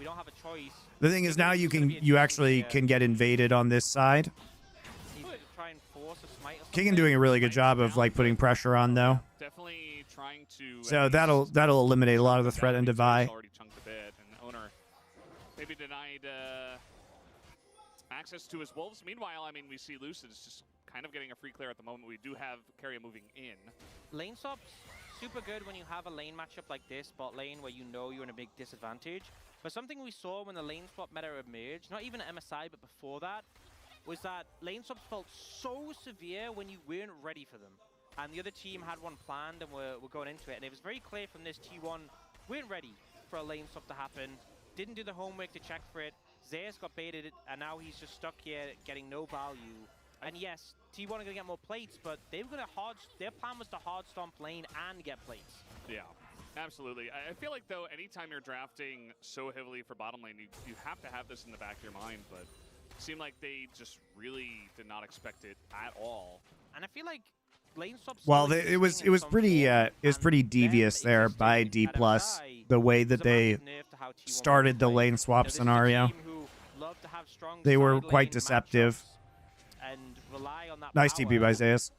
And they can't really do that when lane swaps are a thing. We see it's just going to be that early swap. You don't swap for too long because it's hard to match up to it. And it was very So the thing about this pathing, though, is that Vi is basically getting behind, right? Because Keria is doing the right thing and just invading on this side. And so they can't, like, basically what happens is you end up getting 3 quadranted here because they realize what's going on. And the way Owner plays this on Viego is just to invade. And he already took 2 here. So, you know, this is a really interesting start because the price that they've paid is fascinating, right? They paid a price by getting the drop onto Zeus, which is that you would start weak side and then go this way, or you start invade and go this way, right? But because basically the weak side was taken over here for free, now there's going to be a problem where the Vi is a little bit behind. And also, as you swap back here, it does give the Jax a chance to TP in. And them existing at MSI was a massive nerf to how T1 want to play. You know, this is a team who love to have strong side lane matchups and rely on that power. And they can't really do that when lane swaps are a thing. We see it's just going to be that early swap. You don't swap for too long. Basically, if T1 have prio bot, they could just set up an early dive. But now Aiming's struggling to even get to the tower. He needs Lucid and Kellen there to walk him in. And Kellen is level 1, by the way. Yeah. Well, they will be able to be walked in, at least. Lucid just going to punch the air. But Aiming did get chunked out a bit. So lots of plates taken on the bot side, no plates taken on the top side, so 700 gold advantage for T1.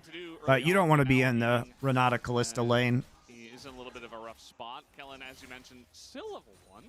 Yeah, it doesn't, you know, the lane swap helps.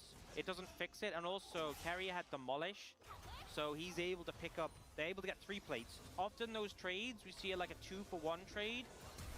Kellen trying to stop the back here. He will be successful, but has to trade flashes and his heal. I think, as weird as it sounds, it's still weird for Kellen. You know, you trade sums, but you stop the recall. If Guma gets to spend, the lane gets a lot worse.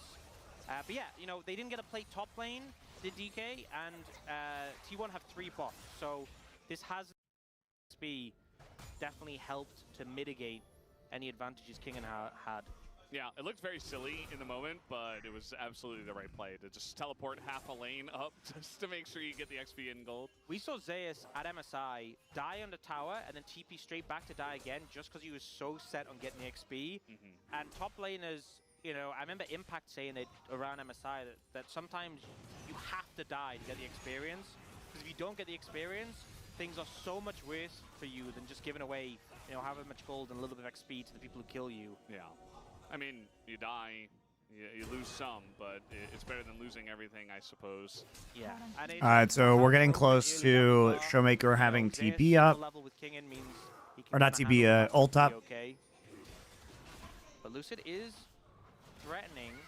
It's just taking the Grump away. Vi's kind of behind, though. So healthy, and Zeus getting his flashback. Very hard to do with a Renekton into Jax, just because of the counter-strike.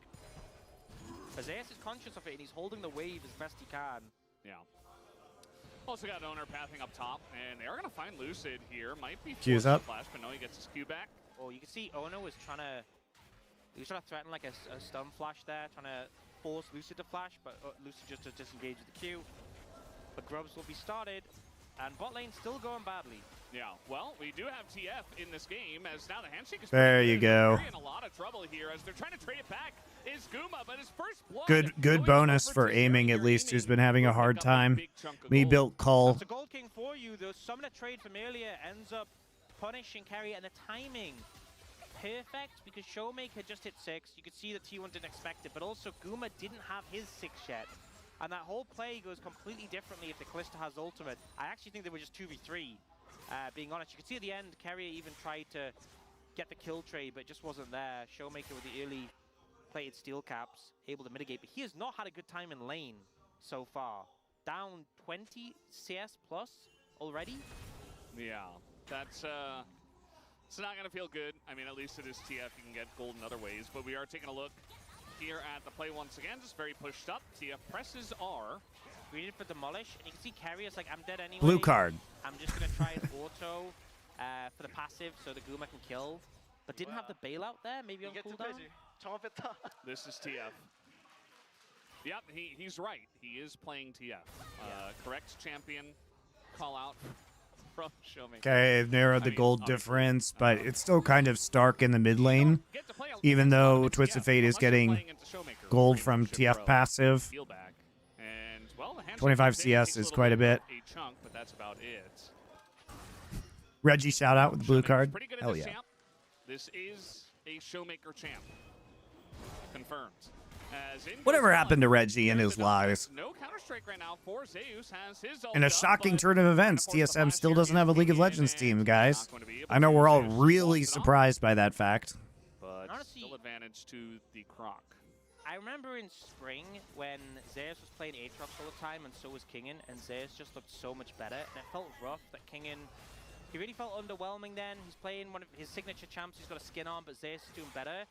But recently, in this series... All right, we're just lane swapping back. Renekton is going to catch the wave bot side. They've given this up. Lots of plates over to Callisto. Callisto very strong. But he's just been lane gapping Zeus. The one shining light in this game... So Renekton just going to catch it at tier 2. Maybe they can make a play with another TF ult when it comes up. D+ have just committed the swap. They're like, look, we are losing that tower anyway. Let's try and get some plates on the top side. You can see on the map, Carrier and Ona moving up to defend. Maybe you get a plate. Like, I honestly don't know if TSM's fans are even around anymore to watch League of Legends. Like, surely they've all bailed by this point in time on the esport. Like, would TSM even have a big fan base if they came back? And also if they weren't in North America? Because, like, they cultivated this entire NA fan base. So, like, if they just, like, pop up in China or Europe, do they even have fans there?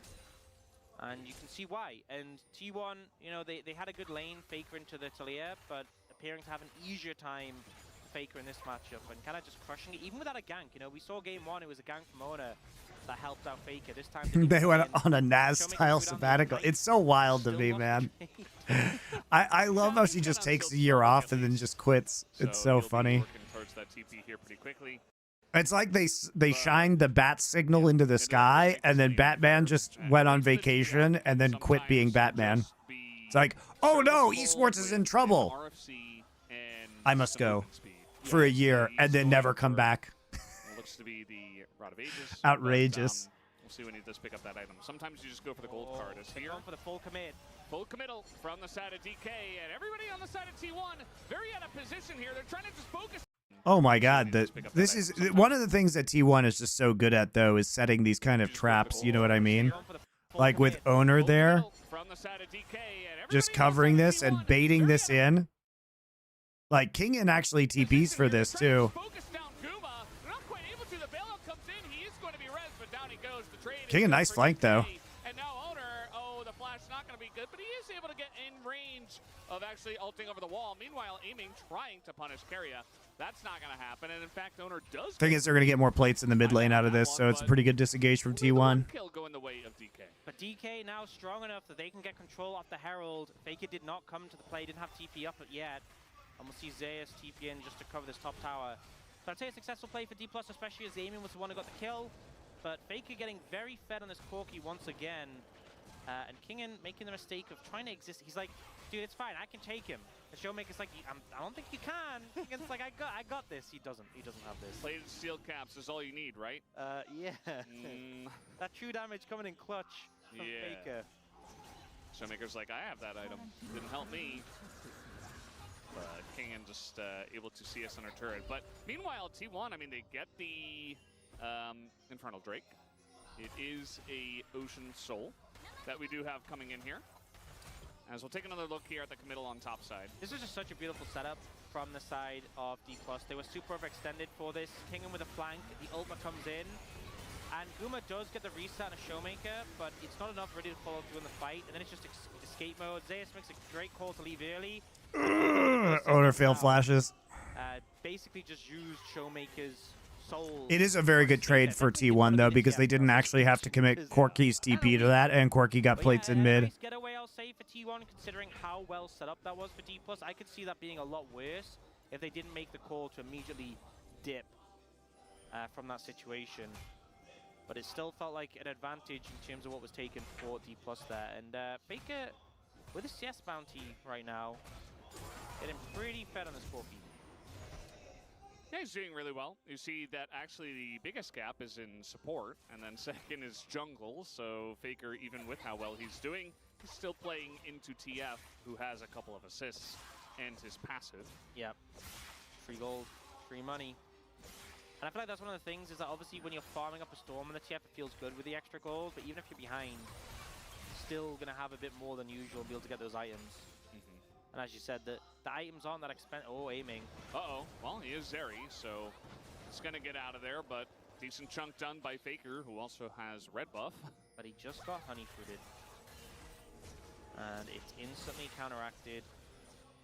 Aiming able to heal up there. And we see Carrier playing pretty aggressive, trying to contest his control ward, but won't be able to find it. Showmaker pushing in, potentially setting up for a move if needed. Yeah, ulted just to get vision. And he'll just dip from that. So something burnt from the side of T1, but not really too much of concern. But now with that down, TB's not available. They feel a lot more comfortable to push up and contest this blue. No one's going to just appear behind them this time. Yeah. They have learned what the TF does. And, yeah, they get in, they take the blue. I mean, it's just a blue. They are going to get it on a couple of people as Faker actually moves in and takes it down. And now with that pressure, with the reset from aiming, they're actually able to get this mid. Feels like T1 is just going to be able to snowball this based off of Drake's. That's the thing. Like the Drake timing was so early because of the lane swap and having Callista. That this is, you know, always Callista very, you know, threatens Soul very early, but especially in these lane swap scenarios where you just get it so fast into this game. I mean, this is like a, what, fucking 21-minute Soul? It's so fast. Talking point of game one was that D+ got that enemy mid tier 1 with T1's composition, but in time, so DK, they are behind. Most of it is in structures, which they can get back. The plates, they can't, obviously. A little setup here from the side of T1, it looks like, but aiming is... T1 did a very good job of slowing down the Vi on the lane swap. He is Zeri. Oh, he's just Zeri. So he's not... He has Cleanse Flash and is Zeri. And then if there's anybody there, you get away scot-free, no problem. I love the champion. Up and available. Take the stun from Zeus, the stun from Owner. Destiny Gate comes out and finishes item upgrade before they really get into fights over neutral objectives. Clear Dragon going over T1. Nice for them, but it is an Ocean Soul. Not the most impactful Soul. Not as bad as Chemtech, but I think if D+ do end up having to let the Soul go, it's not the end of the world. We obviously saw last game losing the Mountain Soul was a big hit for T1. And now D+ trying to enact that play on the top side, but it's still difficult. Vi and Renekton against a Jax, and they will just take a tower for it instead. Yeah, they get one turret. Game has definitely slowed down from here. You see that both teams just kind of trading objectives, nobody really going for a big fight. Last time we had it was DK up in the top lane, but T1 just said no and ran away. And that was just fine. 1,500 gold lead. The kill. I could not imagine aiming playing any other role. That is, you know? So true. Like, he is an AD carry player. Yeah, he's the AD carry player who's like, you know, you get in solo queue who will like ping you back if you walk up the tower when you get plates. In a nutshell. You start moving towards his the matchup is bad, I think. Like, the Corky is very strong in the early game right now, and TF also is trying to like port out a lane, so especially because that matchup was super isolated because the Vi was behind. There was never really any threat on the Corki. You know, the lane swap I think really allowed Faker to push the advantage Corki has versus TF in lane. We've often seen that. I feel his teams commit pretty heavily getting the Herald and I think the lane swap really played into it because there was never any threat from Vi because Lucid was scrambling the entire game to catch back up in terms of CS in the laning phase. There was also incredible pressure in the bot side that they had to deal with. So I think the lane swap really worked out for Faker in the Corki TF matchup.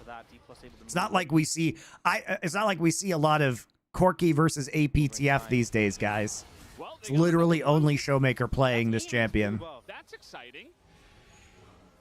And in fact, they got 2 blues. One for Owner, one for Zeus. There's the payoff. Okay, we're just going to skip forward because... Oh, no, we're not. I will say one thing. They really need Faker to get to his Manamune and get a stack before this dragon. They've got about 2 minutes. Oh. They're trying to make a play now because otherwise everything's going to come down to this soul fight that's going to happen in 2 minutes. Yeah, they're just sending it. The Viol's right here on Aguma, who's in a lot of trouble, and Lucid is full health. He's able to get away. Ooh, got bailed out. And now Guma super low, but it's... Oh, flanking gate. Yeah, they're just sending it. The Viol's right here. Dude, the Renata ult. So high value.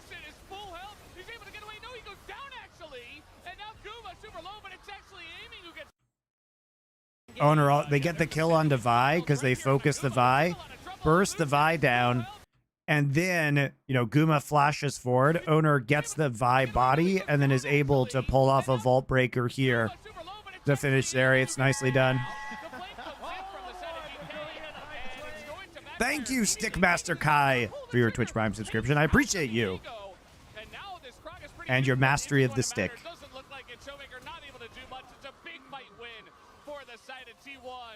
As it's only Kellen left, and eventually he will not be left. He's got flash, but I don't think that's gonna help. Not if yeah, Renata's a fun champion, I think. I think his goal is just, you should just die. Oh wait, he can go through those turrets. Yeah. Find a lot of time. He can eat the turret shots. He can shoot.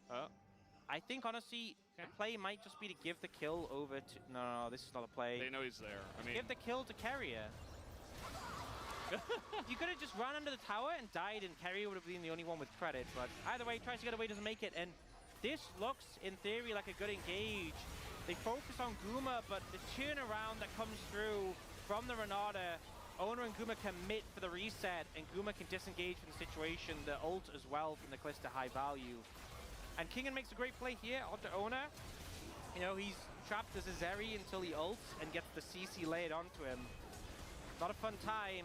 But ultimately, them going in for that play cost them heavily. But I think they were, you know, they were in for a penny, in for a pound. No way to disengage from the situation after that, and they just went for the trade kill.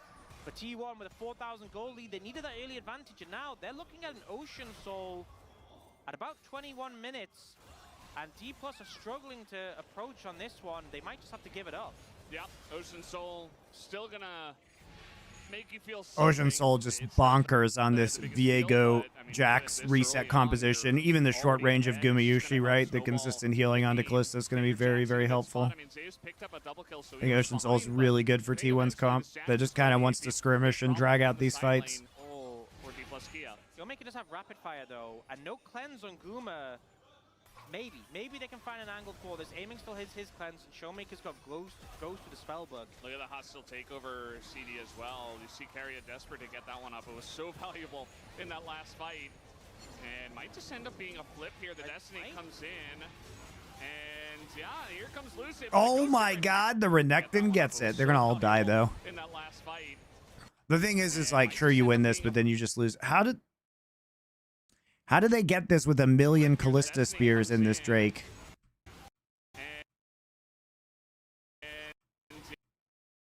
How do you lose this if you're T1?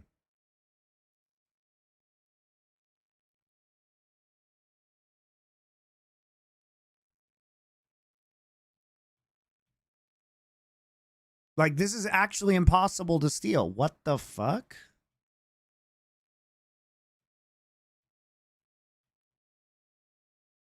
I literally do not know how it was possible that Renekton took this. No, like, I literally don't understand how Renekton could have gotten this. You see the smite, guys. That's the smite. This blue light is the smite. And you can see the rend animation start at 2k HP. What? I literally have never seen that before. Here comes Lucid, but it goes. No, they weren't off. They weren't off.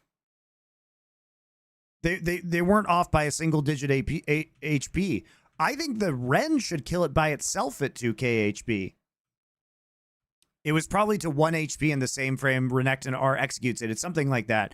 But, I mean, it looked perfect. I mean, they counted this. Like, you can tell the players they executed this right. Look at it. Look at it. Look at it. They literally are coordinating. You can see the rend animation and the smite animation at exactly the same. Look at this frame. You can see the smite and the rend animation coming in at exactly the same time. This is like perfect by T1. That is perfect by T1. Here comes Lucid, but it goes to Renekton. No way, dude. That is wild. And that will deny the Ocean Soul. Just absurd that in a situation with Baron? a Callista and 2 junglers, the Renekton manages to take the dragon. Some calculations. That is a so little bit off, crazy. you know, maybe by single digits there. But in the end, D+ deny the soul. No shot, dude. That is the wildest steal I have ever seen. It's not even the T1 fucked it up, guys. It was perfect. We'll see if Lucy can pull magic again. No flash available. Is the Dominus AoE melee damage? Yes, it's AoE. It's yes. It's a little more than it has an aura. It's AoE aura damage. It's close. It's close to him. T1 though will pick up the Baron. Is it a coding? I have no idea. I've literally never seen that before. That is wild. That is a wild fucking steal. That is the weirdest steal I've ever seen, guys. Spend a bit of that gold. Hit some big spikes here. We'll look to get as much value as possible on this Baron push. 5,000 gold ahead.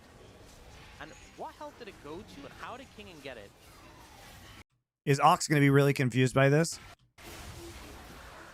Nobody knows. That is so It strange. just went from 2,084 to 0. Just disappeared. It looked like he altered it at the same time. It's probably like double smite and rend and It wasn't double smite though. And Yeah. Lucid didn't smite. getting it. You know, That's crazy. You just gotta have faith. Kingen just had faith. He was like, I'm just gonna auto the dragon. Probably was just doing it for the Fury. No, he knew. He knew. 100%. He's like, why not? You know. Calculated. That is wild because it was like a frame perfect timing. It was like a frame perfect timing of rend and smite, guys. It was perfect. It was like a perfect execution. That should be literally impossible to We've steal. seen a lot of teams get caught in this part of the jungle, but Keria will be smart about it. Aiming did kind of give away the position, but that's fine. Doesn't look like DK necessarily want to fight unless it's really on their terms here. Up against Yeah, it must be Baron. damage priority or something like that. Now, Owner a little bit behind the play, but now Kingen Is it as wild as Shy stealing Baron with Sunfire? Hey, man. TP coming in from Faker, but Owner is all alone. The Wild comes in with the flash, and Owner's just dead. Meanwhile, now the Lulu ultimate comes in, saves Showmaker. As we're getting pretty down and dirty with this one, I think, as now 5v4 here for the side of DK. As the gold card will come in on a Faker, bit of damage into Lucid. He's chunked out in an insane way. And now Showmaker just gonna ult away. Rest of the team trying to fight here. Amy just gonna... As the gold card will come in on a Faker, bit of damage into Lucid. He's chunked out in an insane way. And now Showmaker just gonna ult away. Here for You just figured it out when you mentioned stealing with Sunfire? No, that's a joke from I fucked up a call back in the day on Baron, guys. That's a meme. That's a meme from me making a bad call in a game. the side of DK. As the gold card will come in on a Faker, bit of damage into Lucid. He's chunked out in an insane way. And now Showmaker just gonna ult Showmaker just pieces out. I like how Showmaker just leaves and then this team dies. That's too good. Showmaker just pulled a Naz style ult. Yeah, she just Naz'd out. The gold card will come in on a Faker, bit of damage into Lucid. He's chunked out in an insane way. And now Showmaker He just Naz'd out of esports winter, man. Dumped on by the Jax. And not even redemption will help him. Looks like Kellen, similar spot. Should be going down here eventually, you would imagine. Oh, the TP is going to deny it. And C1 will help him. Looks like Kellen, similar spot. And Kellen actually kills Renekton because Kingen is TPing out. Jax is channeling Counter-Strike, and then the Counter-Strike hits Renekton. Oh, the TP is going to deny it. Dude, everybody on D+ sold each other out in that fight. That's so funny. They all just got each other killed. Yes. And Kellen dies anyway! Not sure you have an answer to this one, Kellen. He's accepting his fate. Possess is stalling out. Oh, dude, he fucking baby diva staggered him. A little bit longer. Harry kind of alone, but he does have his team coming on in with the TP. Lucid now is kind of alone, and he's now very alone in the death chamber. Actually, he's there with his buddies Renekton and Lulu. The C1 have really ripped this game open. It wasn't BM. He's trying to stagger his recall, or he's trying to stagger his spawn. This is what we saw in Overwatch all the time. Smart players will do this. But he will scry an orb, he will see Showmaker coming. And in the meantime, T1 are making some headway bot lane. So maybe D+ probably want to defend this. You know, I think that would probably be a good idea. T1 doesn't seem to care about the Renekton, who is alone, and do a ton of damage to him. But now TP is coming in, aiming, trying to have a little Zeri moment here at the end of this one as Guma is going to get knocked up, but there's the bailout. The Ren gets the kill. Oh, he actually did get bailed out, but immediately died. It's alright, Zace is here to kill everybody. It's fine. And they're looking for a bit more. This Jax is huge, and so is the Viego. 5-0 and 4 right now for Zeus, and the game might just be over. Yeah, it looks like the Jax nerfs didn't do anything to him. He has just been popping off after the laning phase in this one. The old Anna go to sleep stagger, yeah. But he's found some momentum in this. I think, though, T1 not going to be able to end here. They're going to back off and look for Soul again. Maybe take a mid inhibitor turret. You know, on the way out. Why not? You know, sure. He's playing Viego. These games have been really funny, though. Flash. But Lucid actually ults and then flashes to close the distance, so he can't ult in time. Catches him off guard with that. So he doesn't have time to ult out. Really nice play from Lucid, and it gives them a lot of confidence to start things off, but Zeus just has a killer instinct for aiming in particular. Dude, he accidentally kills. Watch this. Oh, they see him, but... Oh, man. Kellen did King and Dirty there. I think is all you can say. The unintentional play of the game from Zeus. And then we had this fight, and Guma, you know, he goes in, he gets the kill, and yes, this series has been a fiesta. Yeah, but it's been fun. Perfect position. Yeah, we're so close to the bailout though there from Guma. It just kind of shows why this Callisto Renata has been so It hasn't been great quality, though. Bounce back for T1. I think it's very clear that when they have this advantage in the bot lane, they can play around Knight, Rumble. They're going to ban the Rumble, so is it going to be Rumble, LeBlanc, Ezreal? Or are they going to give one of those up to maybe ban something else? Aiming has had a good game on Ashe this season. Even though it's not a champion you typically associate with this, I feel like his play on immobile 80 carries has improved substantially from what we've seen recently at least. Whereas on the side of D+, you could honestly really just target bans. I mean, the Callisto is a complete no-brainer. You could even ban the Corki. Like, Showmaker's been having a rough time in lane. Or you could just first pick the Corki. That's the beauty of blue side. We're just banning Callista now. Is your I have to ban. Okay, so banning Corki. With picks like the Sejuani has been I mean, it's interesting that we've seen so many Lucid bans recently with Vi and Lee Sin, and that's just being left up. So they're going to go ahead and take away the Vi. On the forefront of my mind. It comes this early, but I guess they expect The Shyvana hovers. Here we go. They go for the Renata. We've seen Ashe Renata be really strong. Limits the ability for Carrier to play an engage pick into that as a result. Like, you really want to be playing like a ranged harass champion. You know, Jin Karma used to be a lane years ago. That could win. Yeah, Jin Karma, I agree, is a good call, I think. We'll see what Carrier... I mean, it is Carrier. He is known to bring out some definitely versatile Jin picks. Yumi. Sorry. Get released like last. Like, Good call by Ox. Fine. And D+, you know, could be well with the... For that. There hasn't been Synergizes well with the engage from Vi as well. You can play pick here, which is T1's bread and butter. And, you know, Karma can shield you all up. Yep, they're playing Jhin pick, can so that's why we get close the them. Ari. Okay, we're taking Gnar blind. Feels pretty good. You have tons of engage here from D+. Setting up more of a traditional front-to-back 5 versus 5. They've left this pick till the last minute. Now, who's going to bully the Really? Gnar? Oh, Ox with the soul. He might do it. Really? I feel like he'll be very happy to get that. Would it be crazy to even say something like a Silas? We've seen Silas Ari so many times. Some good ults to steal. Look at his face. He might do You have Vialt and you have Ariel to steal. It's not the best, but it's okay. Maokai mid. Oh, Ox with the soul read.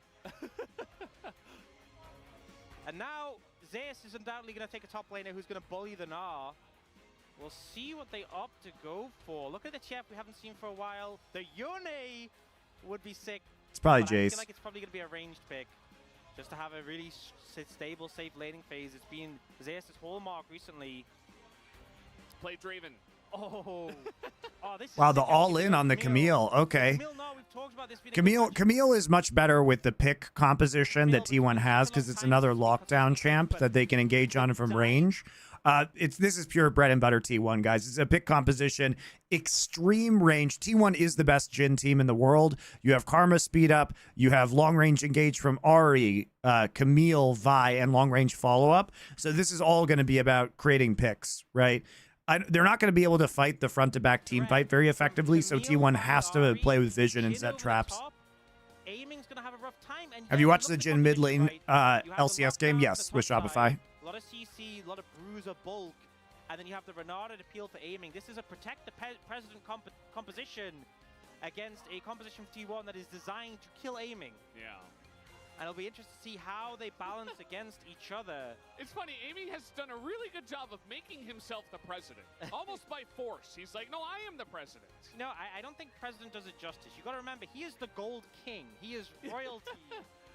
Not just. Are you going to live after just doing reviews? I'm just doing reviews, man. I am the king. It's my birthright. Give me all your gold to protect me. I guess if you do take it by force, well, not much of a president. Enough about that. As this says, thoughts on MF instead of Jhin here? No.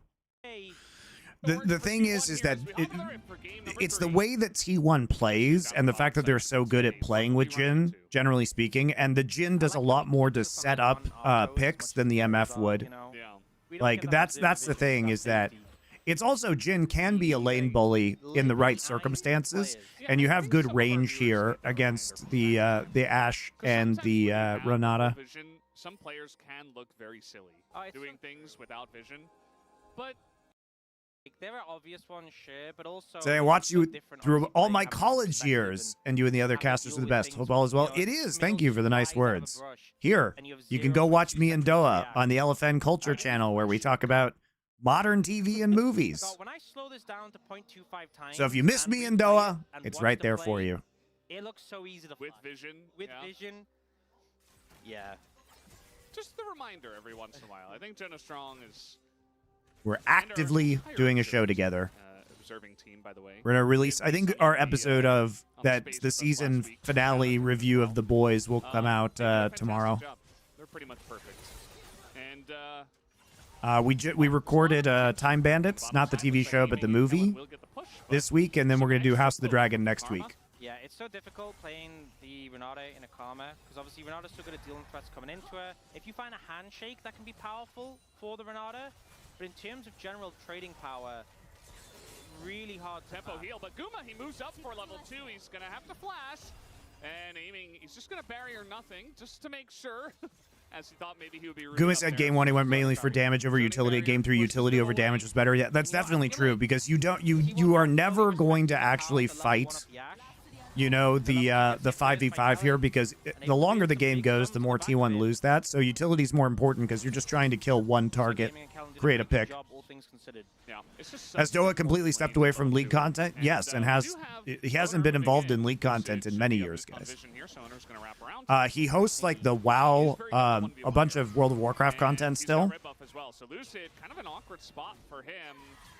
As as another hit is going to come in, and thankfully he's got that disengage cone to deny us from any fun. And you know, this is one of those situations where D+'s bot lane have Prio, and yes, Prio is better for them to move first, but it also means that... Would you agree that Guma is generally a low economy type of player? I wouldn't say low.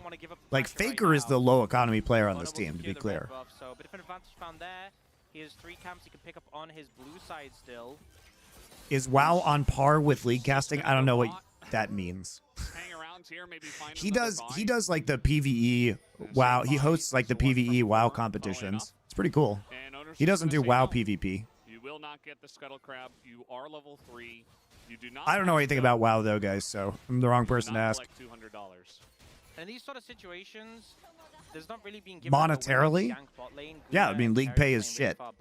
League of Legends pay is shit, guys. So you don't have much option. Like, League of Legends pay is literally like worse than Counter-Strike pay, and it's not really that different from, you know, casting smaller games. The best thing is to gang, but it becomes very telegraphed. And the wave is slowly pushing in. Saguma's like, whatever, I'll just recall, get some mana back.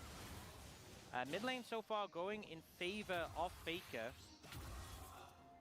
But it is Doran's shield on Silas. He does have a lot of heal in his kit, so Showmaker just kind of weathering the storm for now is what he's going to try and do. Yeah.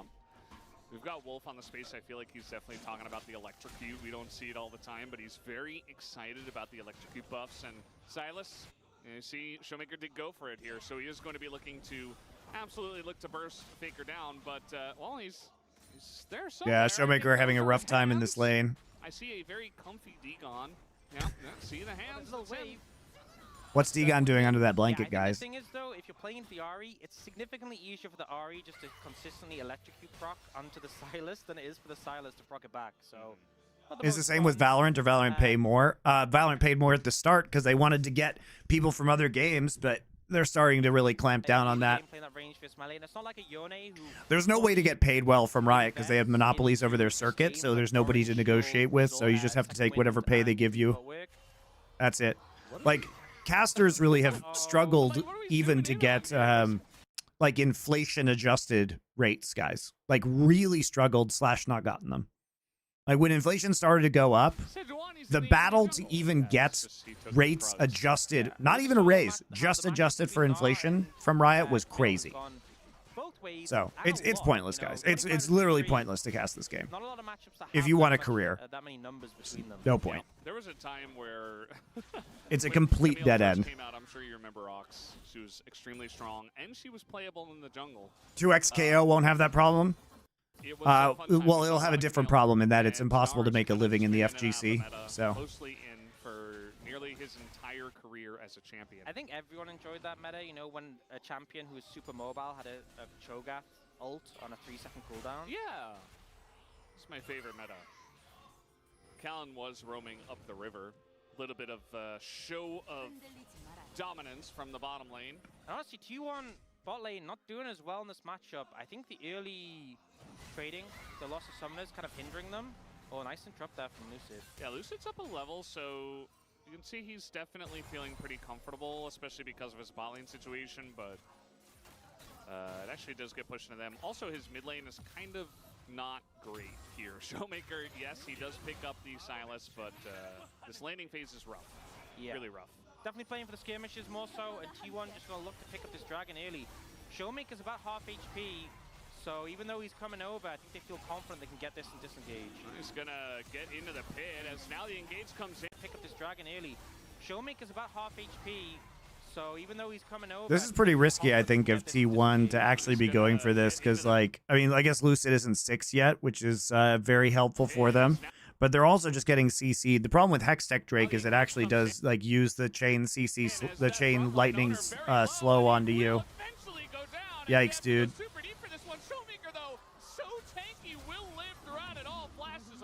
They really didn't want to go for that. Maybe they can clean this up, though. Kellen should sacrifice himself. Yeah. But DK, they get first blood and the Drake, so they should be happy with that. And they can be happy with that one, and they just dove straight in on Owner, eliminate him from the play. The power, we finally get to see a melee champ with Sejuani who's good at proccing a passive. I feel like so many games we've just had Yeah, but it's not like Riot is industry leading in terms of their rates, guys. The best way to make money in esports is Counter-Strike, because there's and unsurprisingly, a lot of the reason is because there's multiple tournament operators in Counter-Strike, so you actually have a way to negotiate if you're good. Because you can, although that's increasingly less true the more that ESL takes over the circuit, but in general, having Blast and ESL in the same circuit, and formerly Flashpoint as well, made sure that casters actually got paid quite well. Good job by Guma, I guess, to sidestep that one. Yeah, I think Guma boots of swiftness, and he also got the fleet footwork proc, I believe. Yeah. But quick moves, honestly. I think a lot of players would have had to ban flash there. I don't even think it was a bad attempt from aiming, just I guess Guma is that guy. He's just that fast. That is the power of Jin. Very, very fast. Too Said fast. before. Owner is taking the blue buff, and he will definitely get it. Right? Definitely, kind of, probably, maybe get it. Okay, well, he has to it. smite Yes, it mate. now. Okay, there it is. And Lucid will spot the controller. Lucid didn't see the Monty, do you have a YouTube channel? Yes. Only we did. So Lucid's like, oh wow, really GG MonteCristo. I'm streaming on it right now as well. Yeah. Wow, Do Owner's lolcasters really make six respectable figures? and is a Some great of, yeah, jungler some of them and do. never misses anything. But the thing is like, the question is, the problem with lol casting is like, yes, definitely some of them make six figures, right? But you have to be the ones that do MSI, that do Worlds, that get a lot of casting days during the year. I know, and it's like, hee oopsie daisy. It's fine. He got it. He got out. They put this is like the most. I feel like that ward is such a common one for TPs, but D+ just immediately sweep it out. Like, nah, none of that. Yeah. But it's entirely dependent on how many like casting days Riot decides to give you, because you're paid per day. Yeah. Wow. Huge damage. Meanwhile, nobody's bought, so some plates. Listen, if you put play, the thing is, Showmaker's low on health, but it's a Silas, and he's not that low. He finds his angle, follows up with Lucid, and with the Ariel as well, the chain CC. Let me put it this way, guys. You know, the casters didn't own houses in LA. I did, right? They've got like roommates and apartments, man. Like they're living fine, but they're not making actual money. He's reloading here. Kellen finds his call, and he's like, I'll clear the You know what I mean? Like me going to Overwatch and me being commissioner of Flashpoint actually allowed me to like buy real estate. Not expensive. I mean, expensive by normal people standards, but not expensive by LA standards. And then have a family. You'll notice that Freak owns a house, but Freak owns a house because he got involved with Riot in the early days and had equity in the company. Not from casting wages. Yeah, he's reloading here. You'll notice the Counter-Strike casters actually, you know, have kids and own houses. You'll notice that. His inner support, just like, I have to do it. Yeah. They all, as a Counter-Strike caster, you also don't have to live in Los Angeles, which is very helpful. He's like, I'll clear the control ward. That's what I'll do. But doesn't get there in time. So Did Blizzard pay well? Yes. Blizzard paid me very well. Just like, I have to do it. Yep. Well, we're trading plates here. Meanwhile, Zeus is mid. He's like, no, there's no point for me to be bought. Here comes an arrow. Freak was also employed by Riot, I guess, and not paid by casting days. Yes, that's because he was hired on the community team originally, so he was salaried. I don't think he ever went freelance, but he had equity from being a very early employee of Riot. So he made like, I think he made like a couple mil, if I had to guess, off of the Riot sale. Zeus is mid. He's like, no, there's no point for me to be bought. Here comes an arrow. That is going to hit Faker here in mid, who is in a lot of trouble. Oh, he threads the needle, but Faker, he gets somebody still alive, and they turn it around. It's a 3v2, and that's a couple of kills for T1. You see Lucid very... This is what I'm talking about, though. Like even though the arrow hits them in the mid lane, like their skirmishing power with this composition is really nutty. Like, they actually get the stuns down, but the turnaround is really good here from Owner. And that's a couple of kills for T1. You see Lucid very unhappy. Owner is, well, he's... Wait, how's he alive? Wait, what? How did Kingen not kill him? Such a frustrating play for D+ there. That looked like, by all accounts, that was a winning play. Everything landed. Everything. And yet they end up losing out T1. With a miracle defense of Faker, come in clutch there. I feel like it's hard to fault D+. Like, I think this was a good play, but just T1 played it better. The ult comes down on a Faker. They commit heavily, The fact that this stun lands, beautiful from Showmaker, but the charm from Fake on the retreat stops Showmaker from pressing ult. They kill off Lucid, and then Kellen gets him under the tower. The charm again. It's outrageous they don't get any kills here. It's so lucky for Fake getting T1. some humongous value there. But honestly, I mean, this play Lands, beautiful from Showmaker, but the this play is only a two-man play after the arrow, right? Fake on the retreat And the stops Sejuani's not Showmaker offering a from lot of pressing ult. damage. So there really isn't damage here, especially because Showmaker was behind in the mid lane. The charm again. Riot not letting casters make money for streaming for so long was really a killer. It totally was, by the way. It's absolutely horrible for the casters. He's just sitting on. He had only Malignance and a Doran's ring. And he's like, no, I'm just rushing this item. I'm totally fine. Respect Dash for escaping Riot. I don't think Dash wanted to escape. He was ejected, guys. It's not like he made that decision. Yeah. I don't think Dash wanted to leave. With a Camille and a Vi when it comes to the Ahri. We talked about how strong that's going to be. But if you can just blind fire, hit the charm. When did Tencent buy Riot? Well, they bought most of Riot before League was even released. I mean, I remember when Ahri And then they first bought got the rest changed, later in like, I don't know, 2012, 2013, somewhere in there. Might have to hold that thought as Numa is being slowed up here by the Ashe. He does have Cleanse, and he will utilize it to get away. Little Root comes in, Lucid in the vicinity. Now, the curtains will be called, and they will push DK all the way back to their turret. As trying to throw an ult here is Lucid. Not Per I will dominate Dash is possibly the highest paid person on the desk. Yeah, he negotiated well. So he was paid a lot for a long time. You see with the ult from Jhin opening up, they get a pretty big advantage. They will pick up a plate there as well, and D+ is kind of trapped under the tower. Ona going to start up the dragon. Vi pretty fast at taking this down. The second half being bought, they didn't buy half and half. Tencent owned like 80% or something like that, or 90%, and then they bought the rest. Something like that. Comes a ooh, that fourth shot. Kellen is really playing with fire. Has to throw out the heal earlier, so he didn't have it. And they're just going to give up that Drake over to the side. Oh, he tries to go. He was going to go for the long-range boomerang where it like goes behind you. Yeah. That's a cute attempt. Infernal Soul is a big one. A lot of squishy members. Drake stacks have really been a big feature of this series so far, but at least it's even in this game. I mean, Ashe is so good with Infernal Soul, you can proc it so easily. But you can see how both teams have these really aggressive dives just to take out key targets, and the Infernal Soul going to make that a lot more explosive. That it does. And we got Ox's favorite minigame, the Cinders. Oh, I love this, man. We'll see who gets the most Cinders. And I feel like Kellen's got 3. It's kind of underrated, especially champions like Cyrus. How did Peak SC2 compare pay-wise? I mean, StarCraft paid, when I was casting, like, StarCraft paid better a lot of the time than League. That was the whole thing about MSI, where we found out that 8 different games, including games like Halo, were paying better than League of Legends. That's why we boycotted MSI. And then Riot tried to gaslight and tell us, despite them not knowing themselves what other games paid, that they paid the best, which was just lying. What is with these steals in these games, guys? That is fucking wild. Yeah, it is huge. I mean, as long as you can hold on. It's just a W steal? What the fuck? Especially as Part of, honestly though, credit, because part of StarCraft paying well was the fact that Tasteless and Artosis always held the line. Like, those guys have always been great at getting value for themselves. I learned a lot from them. Like, they basically just wouldn't be pushed over, and they would always get value. They were very good at just, like, not being bullied. That was a pretty good one, yeah. It's been a day of steals. Definitely this T1 D+ series delivered there.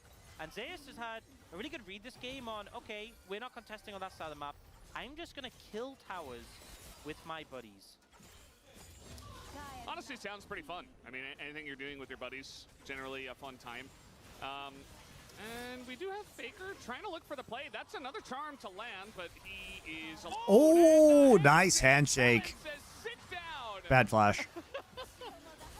No ulting in my face. And now we have a Jhin, and aiming is just, well, maybe dead. Trying to get the shutdown here at Honor. Yeah, he's dead. In the front line there is Ash, not great, but now we got an R. They have to be careful. They absolutely can get pursued by this. The CC is crazy. And Zeus actually TPs into this. They overextend really hard on this. No ulting in my face, and now we have a chin, and aiming is Like, what's happening here is T1 is very good at playing pick comps in these skirmishes. And instead of just leaving, right, they stick around and they're trying to, like, just CC, but look at the amount of crowd control. They're trying to CC the Camille on the entry, but you just have to walk away from this, right? They just have no ults left. And this time it's a root onto Sejuani. That's a double kill for Guma, who has insane value in this game on the Jhin. That's a third one for the side of T1. And T1 will continue. T1's just better at playing pick comps than any other team in the world. The root doesn't connect this time, and Zeus doing a lot of work with his Camille, but T1 in total making it work, even though Kellen had that masterful. Were you there when play. Riot took control over OGN? No. That's now almost a 4,000 gold lead in the game. They didn't fully take over LCK until, like, what, 2018? 2017? Somewhere in there. I was already gone.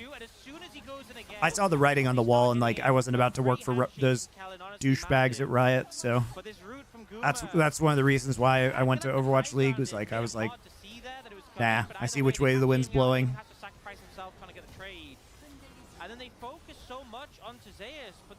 I was there when they split with Spo, yes.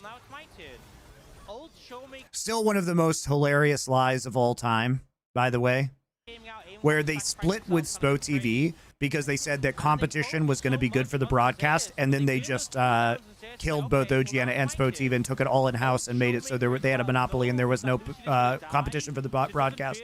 So it's like, oh yeah, this competition between broadcasts is going to be super good for the quality of the game. Nah, what if we just did it all? Alright, comes down to Silas getting that one, as now Lucid in a lot of trouble. Isn't really that tanky, just yet another huge hand. I thought competition was good, Riot. I thought it was good for the broadcast. Games, he is coming up big in game 3 as here comes the Silas. I feel like Guma also is getting huge value on the Jhin. Here comes the ult. It's going to hit Faker. He's in a lot of trouble up against that Meganar, and DK getting that one. Like, they can't actually win these 5v5s, though, T1. That's the problem, is that when D+ is set up like this, you know, Faker actually going in right here is pretty nutty. Lucid actually doesn't die here, too, which is crazy. I guess they think that maybe Lucid doesn't have ult, so they're not going to do anything, and there's a mini Gnar. But this fight just goes on so long, and they're playing into Ashe. He is coming up big in game 3 as here comes the Silas. I feel like Guma also is getting huge value on the Jhin. Here comes the ult. It's going to hit. Beautiful ults right after it comes off cooldown. Up against that Meganar, and DK turning it back in their favor. Can Kellen miss? Honestly, this guy is so insane on this champion, I feel.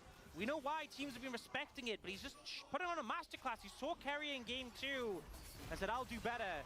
And he's really putting in the effort now. Herald comes down mid, won't take the tower, but D+, just when the game starts to feel like it's leaving their grasp, the 4K gold deficit reduced to 2,000. We see it in this play. They go for a focus on a Lucid, but he's just a bit too tanky right now. The damage isn't quite there. It's close, but he flashes out, and then the handshake catches carrier. He's deleted. The karma value is gone. Showmaker Karma just becomes worse and worse in these team fights the longer the game goes on, too. We first get this ult on a Faker that kills him, and then Kellen gets the... That was... Lucid got that... I mean, it's so fortunate Lucid didn't die there, and then he managed to stay alive until his ult came back up so he could catch Faker as well. He's got plenty of time to... This series has been very fun. Really care about that mechanic. It looks like D+ still conscious, so they're at a deficit. It's about 2,500 gold. They know the threat of T1's compositions. They're not going to contest them on this dragon. It's just the second one. They're fine with that. But they are... Infernal Drake. He might actually throw an ult in here. That's going to get a flash at Zeus. Having King in nearby with Meganar about to pop. It's just enough of a... impactful. You can see a ward placed down here by carrier. We'll spot Kellen and aiming moving up. Faker should just be safe to take this tower. Another one in the bag for T1. Just pushing that gold little bit by a little bit more in their favor. It's not an insurmountable lead by any means, but I feel like against a composition like T1's, if they do have an advantage, it can feel so punishing just because they can really start fights at a whim. Yeah, they absolutely can. And DK, you see Lucid is coming on over here. He doesn't have his ult yet, but just the presence is enough. Zeus has to back away. They to spawn. Gets 3-4 items if the game does go long enough. Yeah, I think as well, something to be careful of is you could definitely see T1 going for like... There's a lot of standing gold left on the map for D+ to catch up with, though. Is the thing, and like it's gonna be hard for T1 just to contest Baron straight up. Like D+, because they have this advantage in the 5v5, is still gonna be quite difficult to deal with. About to show. There it is. They've seen him. Stops the back. Here comes Lucid. Nice play by Owner here. But that is Camille. I mean, you can't get away from this. It's just Mininar, and he is very far away from the Mega. He's just dead. Arrow is... Wow, what the fuck? That looked like it wasn't gonna hit. And nope, TP is coming in. I think DK just have to get out of there. They have to leave. Okay, never mind. They don't have Arrow anymore. He's gonna take the Cinder and run away, but the ability to close the gap here from T1 is huge. Oh, they missed Glacial Prison. He's gonna hit the front line, and this Renata gets Huge Renata ult. when everybody lines up for it, and T1 just don't have the chase ability. Yeah, they can't chase into the Ash. Go into that choke. Yeah, I mean, it was just a beautiful play from D+. T1 get the setup, they get the nod, but they chase the Renata absolutely massive. By the way, sitting on 6 tanky early on, so we'll see how long he can hold on to that. Yeah, and this initial play, really nice, and I think you could honestly be happy with it and just disengage in the situation. You see the arrow hits, and that's when they're like, okay, we gotta fight in live. That is a caught Keria. That's just Karma, who, when she's caught, she just kind of dies. I thought you were saying that's Karma from getting POG game 2. D+ for you know. Punished. 100%. Yeah, so we'll just find him in the jungle, and the power of this Silas Sejuani, we've seen it, little bits of it throughout this game, but you can see how effective it can be if they lock someone down. The layering of CC between the knock-up, the Silas stun, and then obviously the Sejuani passive. Didn't even need the ult, and it is very hard for D+. Yeah, like that T1 stay calm, but this is how Keria gets caught here, just trying to get Baron vision. The problem he had here is he didn't wait for Owner, and he also was concerned that Baron was being done, so he ran for the deep vision. He was like, I need to get a ward on Baron now. I can't safely move up and push vision forwards. I don't have my jungler to back me. And so as a result, you know, if they'd been on Baron, that would have been 100% the right play. But I don't know if you know this, Keria can't see everything we can. Here on the second Infernal Drake of the game. Okay, getting red buff first. And as DK, you kind of have to deny this one if you can. Yeah, no. Charm gonna miss. Faker. Ooh, flash to try and hit the handshake there. They do Faker's ult. Chip! X-Chip 102, you're back. 96 months. Congratulations. You're so close to 100. It's a long time. Why did you waste so much money on me, Chip? He's okay, and he will live, but can T1 actually fight this one? As might just come down to a flip, and Owner is going to Spirit Rush away. But now he's on the opposite side of the fight, so yes, he's okay. All right, once you let them in like this, though, it becomes incredibly difficult to actually stop D+'s composition. Right? Like, this is the fight you don't want as T1. You wanted to make the pick earlier. Don't know why Faker shows up here. He's just 1,000% dead. It's outrageous that Owner gets that, though.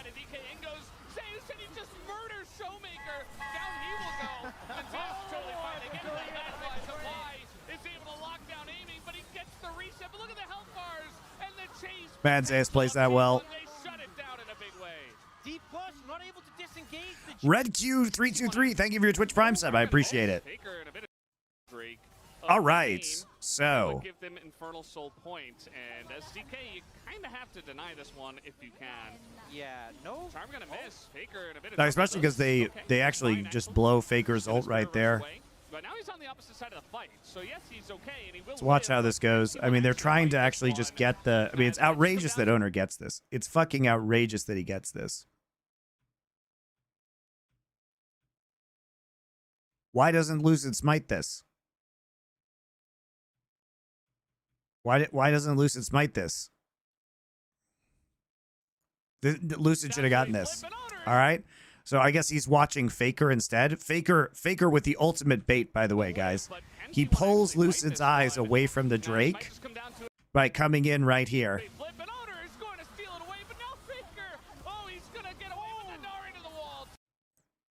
So the thing is, they used Arrow, they used Sedge ult, Gnar ult, and Ashe ult right there. So the turnaround, you know, especially because the slows from the Jhin ult are very helpful, but Zeus coming in, man. Zeus does so much damage.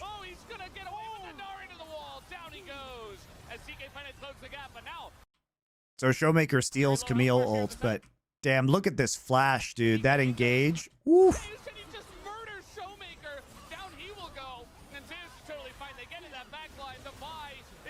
Dude, Guma's doing so much work in this fight. It's crazy. Ooh, it's beautiful. Zeus and Guma play that so well.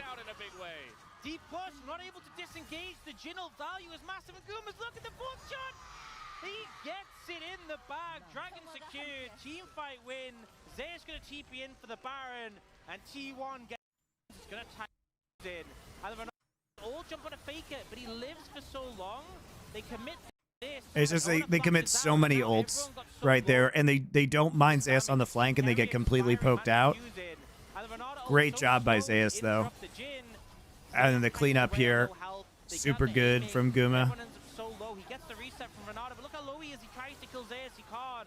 And Guma's just free hitting him and Carrier, doing so much work in this fight. Yeah, I mean, gets the speed boost. Also got speed ups. Oof. Karma, Nice job. Who is this fed?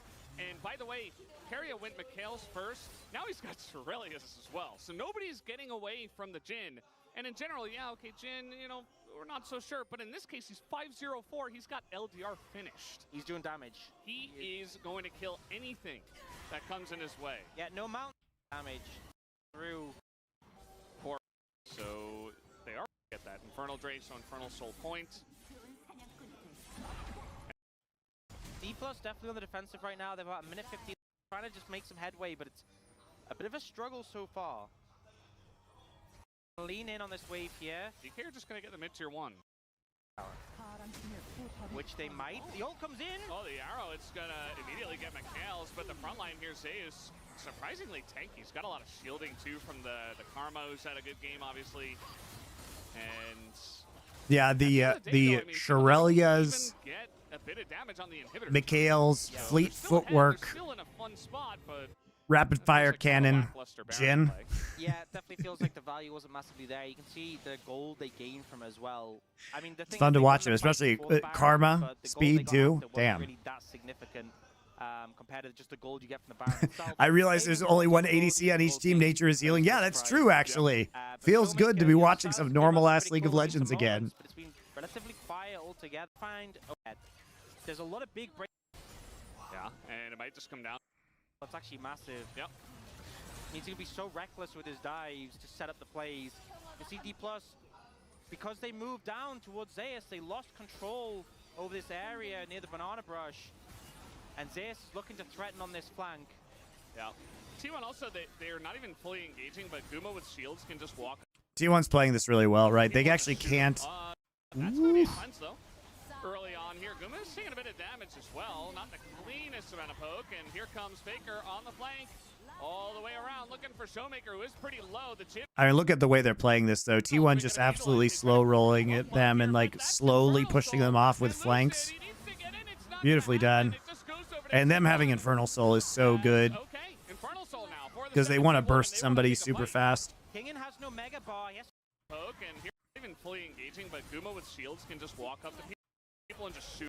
So he absorbs the arrow, and trading arrow for cleanse here is good. I mean, he's just toying with them around this fourth shot. Like, he's zoning them out with fourth shots so well. Look at his spacing, dude, on the Ashe volley. Into W, into fourth shot. Ooh, it's beautiful, man. His spacing is so crazy good on this Jhin. He's also setting up traps. Then he goes directly into ult. So if you look at the setup right here, look at the timing on this. The coordination from T1 is just beautiful.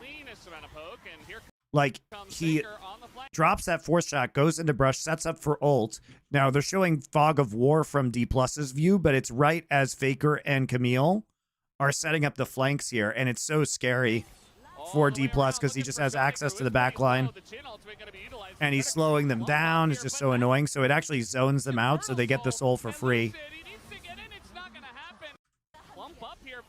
You'll also notice that he gives fourth shot to Drake, which puts it to 1240, which puts it into smite range instantly. Then W in. Beautifully played by T1. Kingen has no mega bar. He has to try and stack it quickly, but they're all so low. Oh man, they're all up against the wall as well. The Tarm is gonna miss, so does the Jin route. Owner goes in first, but he is looking for that backline. So well played by T1, honestly. You can tell they know that they can't actually take the straight up 5v5, but they're so good at playing comps like this that they are able to get the advantage like very incrementally. Actually gorgeous, man. They played that so well. In terms of team fight positioning, focus on objective control. And they're able to get the win. The upset here, D+ had such a fantastic season, will go down to T1 on their upswing towards playoffs. That's T1, man. Sometimes they're just inevitable, and they play the better series tonight. As we got 5 seconds until Renata, it's not looking good for DK to have a chance to stop this push, and in fact, T1 will end the game right here, right now, right at the 30-minute mark. T1 take the series, as he said it, on their upswing towards playoffs in Guma. What a... All right, guys, I don't think we're going to have time to do the Hanwha versus KT series today. I'm sorry to say, but thank you very much for joining me. I'll see you guys on Sunday, where we'll probably revisit that Hanwha series. We also, of course, are going to have the fucking T1 Gen G, hopefully Gigabanger. So probably do both of those on Sunday. So sorry about that. I know, kind of sucks. But we'll be back. A lot of LCS most likely as well. And probably the start of LPL playoffs. So thanks for watching. Enjoy LCK in an hour. See you later.